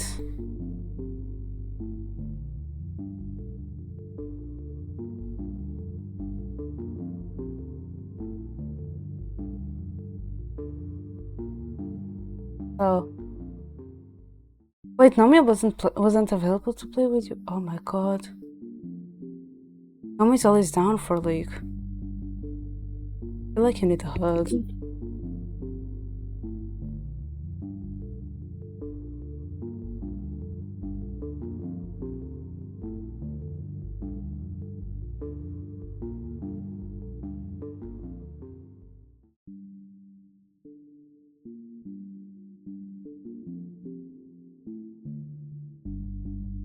Oh yeah, last night she had Indie. Yeah, last night was Thursday, yeah, she had Indie.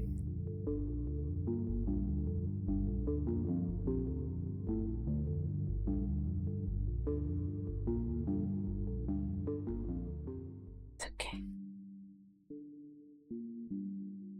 But Kronos is another thing.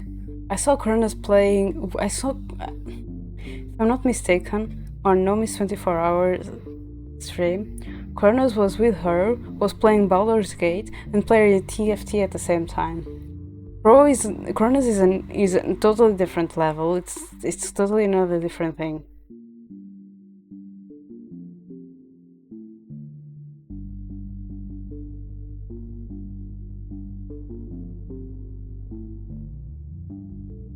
I'm glad you ate. Yeah. Yeah, I can't see that. Oh, I have a frame drop. Okay.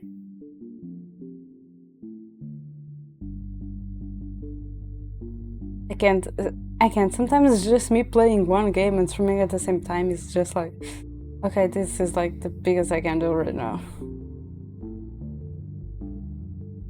Like, I can multitask, but not with games, I think.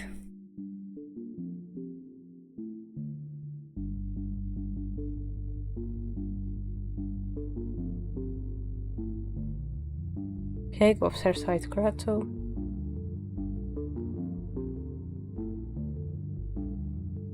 I discreetly sneak out of the kitchen and manage to avoid her attention as I head upstairs. I peek into the room, but Karato is gone from his bed. Did he already assume he'd have to hide? When my mother calls me again, I go back to the living room to greet her.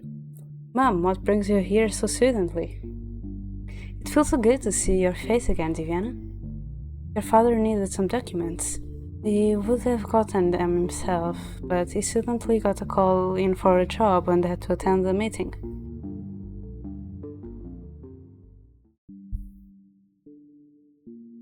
To be fair, it might also depend on the game. Like I could have Cookie Run Kingdom opened and farming it at the background while playing other game. But that is also because the game has auto mode. So it can do like the battles. The rest I like putting the team and everything, that will be me.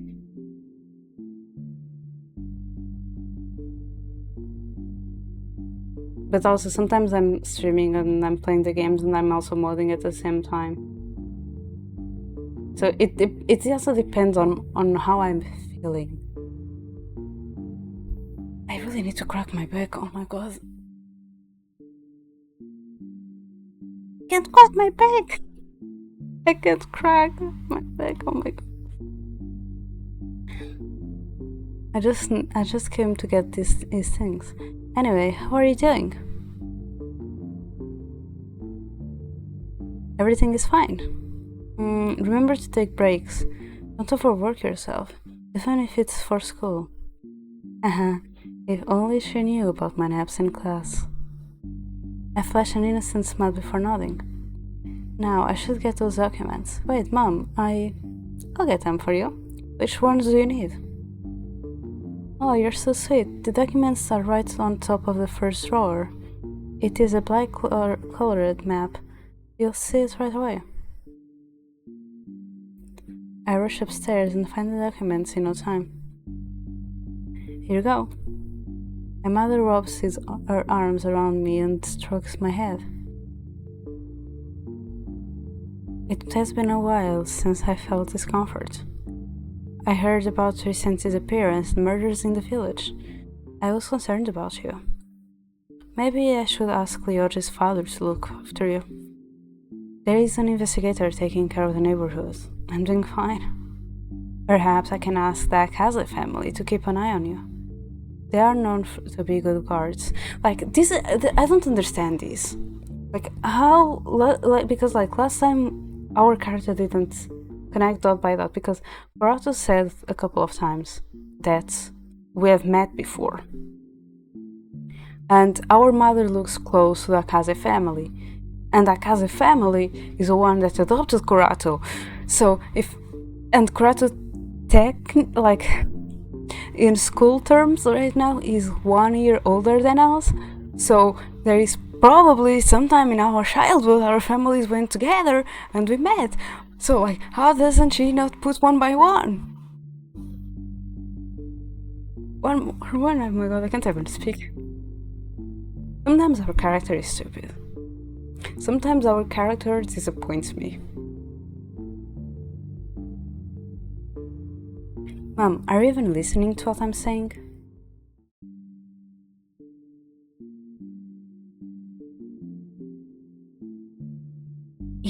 I just want to make sure you are safe. I'm sorry that you are so busy, dear. My research is nearly done. After your dad finishes his work too, we'll go on vacation together, okay? Don't worry about it. I'm fine on my own. Such a sweetheart. Oh, I left a present for you on the dining table. It was for your dad's idea. Give him my thanks. I have to leave right now. The taxi is waiting outside for me. By the way, you should really restock the cabinets here. You're running out of food, and you know I don't like you ordering takeout. I clearly remember buying groceries the other day.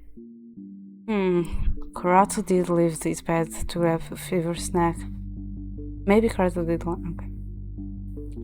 I noticed my mother was silently plotting about my revenge on Kurato.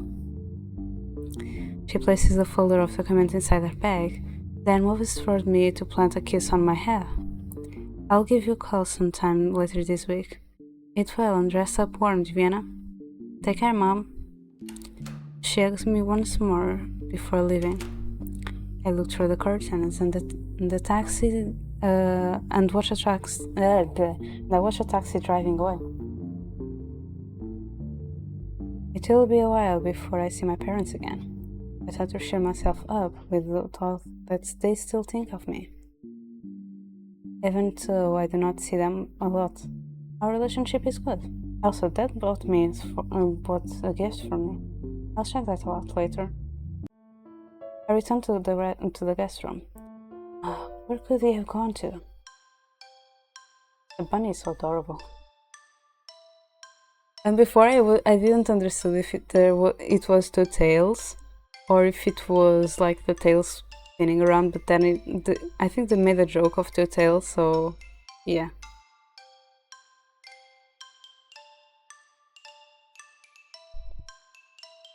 Thoughts shoot through my head as I blankly stare at a dark shape previously hidden under the blankets. It takes me a moment to comprehend what it is. My first instinct is to reach out and scoop it in my arms. With that, I walk towards the window. The animal starts pushing against my arms, grabbing my attention. I blink a few times as it gives me an almost panicked gaze. Don't throw me out of the window. I glance around the room, but I'm alone. Down here. The animal starts spawning at me, and it takes me a second to realize the voice is coming from it. Krato? Yes, I'm speaking through telepathy. You should be able to hear me, right? I can hear you. Oh, I was just checking if the window was broken or something. Krato glares at me with narrow eyes. It appears he does not believe me. I set Krato down on the bed, kneeling down to examine him more closely. Oh my goodness, you're I'm not. This is a curse. Can we not talk about this right now? He plops onto the bed, his face smushed against the sheets, and I notice how shallow his breathing is. Even in this form, it is obvious that he's sick. Alright, your water. I left it in the kitchen. Give me a moment. I go downstairs and see the small package my mother left for me on the table.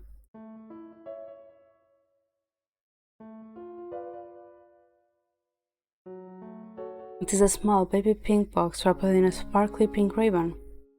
Yeah, this is definitely from Dad. I take the gift and the glass of water with me. When I return to the guest room, Kratos returned to his human form. He looks so worn out now, and now I started shivering under the blanket. I set everything down on the bedside table. There is so much I want to know, but I'll let you off the hook. For now. I pulled the blanket up to his chin. I'll ask you later. Have a good rest, okay? The mysteries surrounding Karatsu keep piling atop each other, from his past with Roya to his curse. Can I still trust him with all these secrets? I stand, deciding to let him rest alone for a while, but he grabs my wrist. Stay, please. I cannot say no to his weak plea. If you insist. I heard a woman's voice earlier. Was that your mother? Yeah, she came by and announced it, but she had to go back up to work. Oh, she sounded like a nice person. She reminded me of mine. To be honest, we're not that close. She is way too often for us to get the chance to be. But enough of me. Just how many secrets are you hiding? Care to explain what just happened? What happened to letting me off the hook? Don't tell anyone about it, especially Shane. He would literally kill me. Kratos' gaze flicks up to the ceiling for a moment, then returns to face with a sigh. That was the one thing I didn't want you to find out. Why? He and I share a common hatred of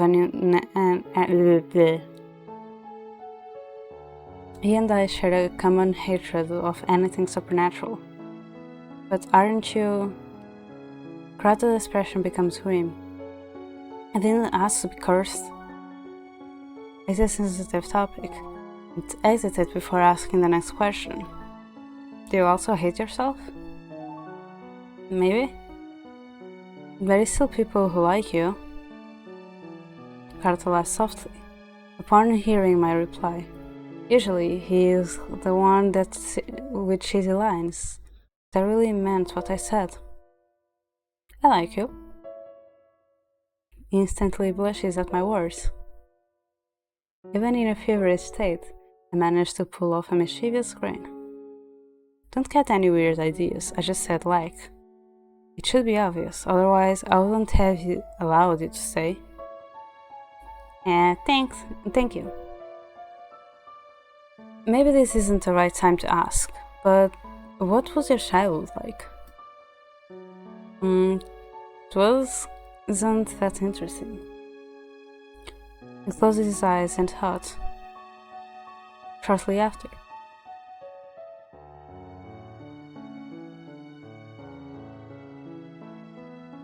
Shortly after, his breathing slows and he goes quiet.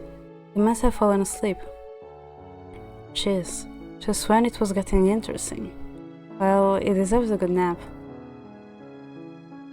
My eyes glance over the present that Mom left behind. Without really thinking about it, I pull at the ribbon to unwrap it. It contains two largest plushies, a raccoon and a rabbit.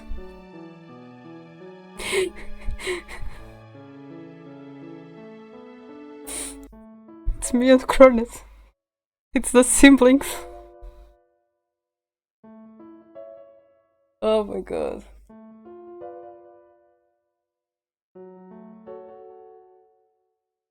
Even though he's a dragon and I'm a hare.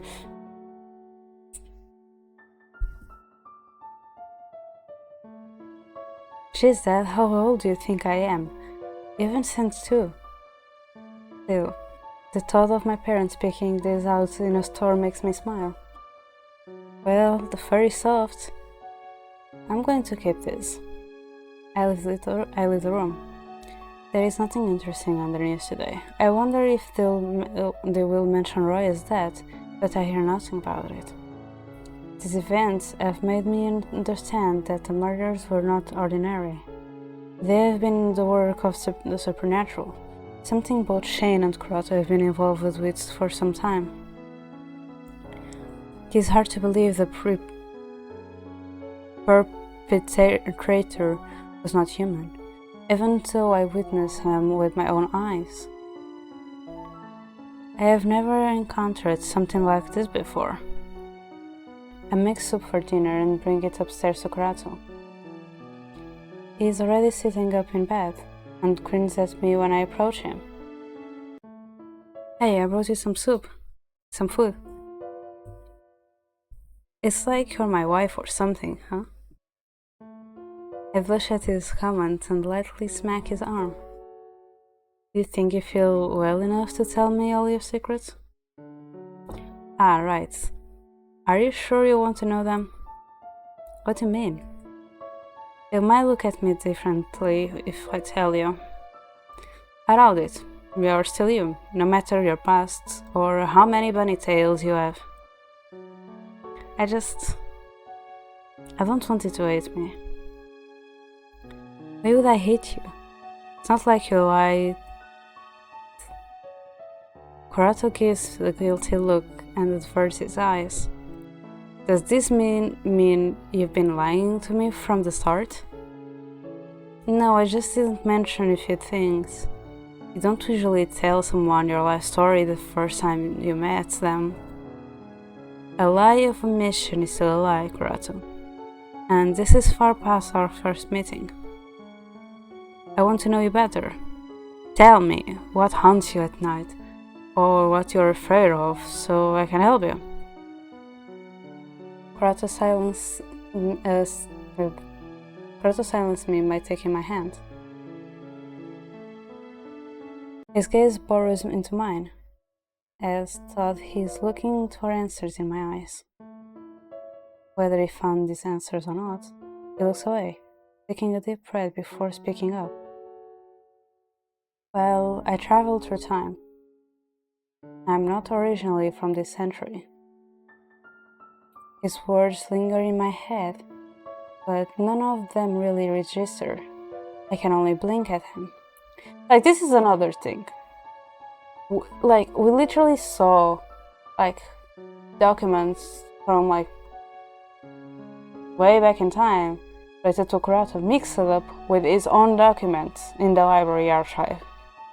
How are we not putting 1 + 1 together here? Are you memory that bad, girl? Oh my god. I'm from this village, but that was a long time ago. When I was 7 years old, there was an incident, and suddenly everything was different. It took me a while to realize that centuries had passed.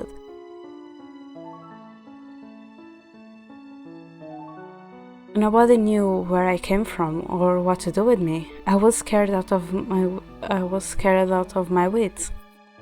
But thankfully, a couple took me in and cared for me until I eventually moved out.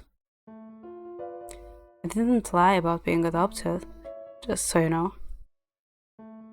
Now, the animal part is another story. He averts his eyes from my gaze.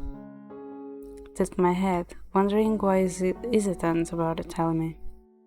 You mentioned you don't like animals, right? Well, I used to have a pet rabbit, but it ran away.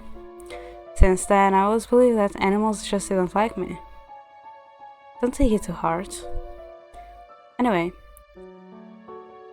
I don't particularly dislike animals. You being a cute bunny cat doesn't matter. You are still you. But if you try sneaking into my bed in that form, his lips form a smile, and he is visible, relaxed at my words. I was cursed by the same person who sent me through time. Bad luck, huh? Believe there is a way to break my curse, but that is not my main concern right now. People are still missing, and I don't think the murderers are going to stop anytime soon. Roy claims to be the one behind those disappearances, but I don't believe it was entirely his doing. It was probably just bad luck. They all happened at the same time. I'm impressed that he still thinks about his job, even when he's so weak. He's even prioritizing it over his own curse. Don't look at me like that. I'll be fine. My only concern is Shane. It's a bit risky to work with him, but he's the only colleague I know who's familiar with the supernatural. I worry about how it will do to me if I accidentally slip up, but as long as he never finds out, I can keep working with him. You can't help being cursed. You might understand. It will just sound like an excuse to him. That guy is merciless. Why is he after supernatural creatures? I think he told me once, but I forgot. I think sometimes he takes trophies from the things he kills and sells them off. I don't really know much about it. I hear Kurato, but all I can think about is the story he told me about himself. He must have been so scared, being all alone in different environments. Even now, he still is not safe.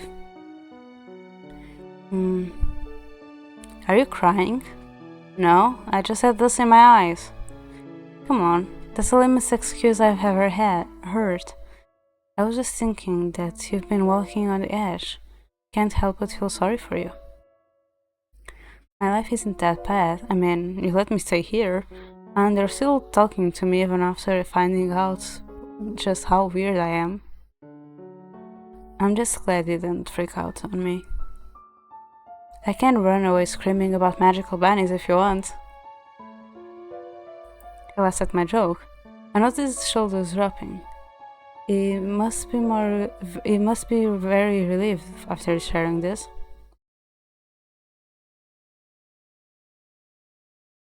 I started to stream later today. And it's like 20 minutes for 1 a.m. Thinking maybe ending here, just because today was a longer day than expected.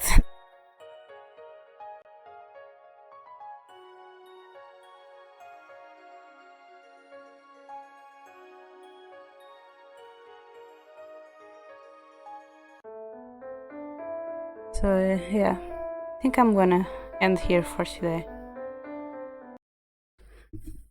Because if I remember correctly, the next part we are meeting Jace and Blaze, and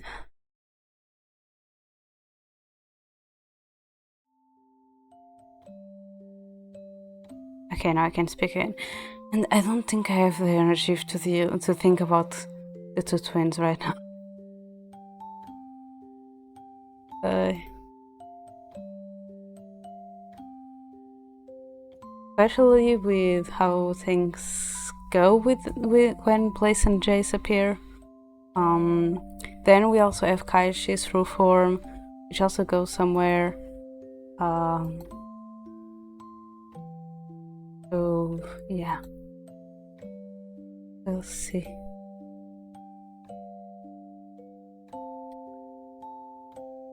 As Su was going, or is doing a 23-hour celebration, and she's all going like halfway more or less. She read it yesterday, so let's send the love back. So the raid master will be hair raid. Oops, I can type.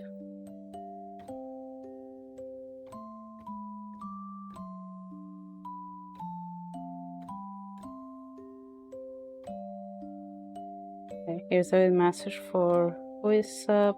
Oops. And here's the raid message for who isn't sub, and they're reading sushi.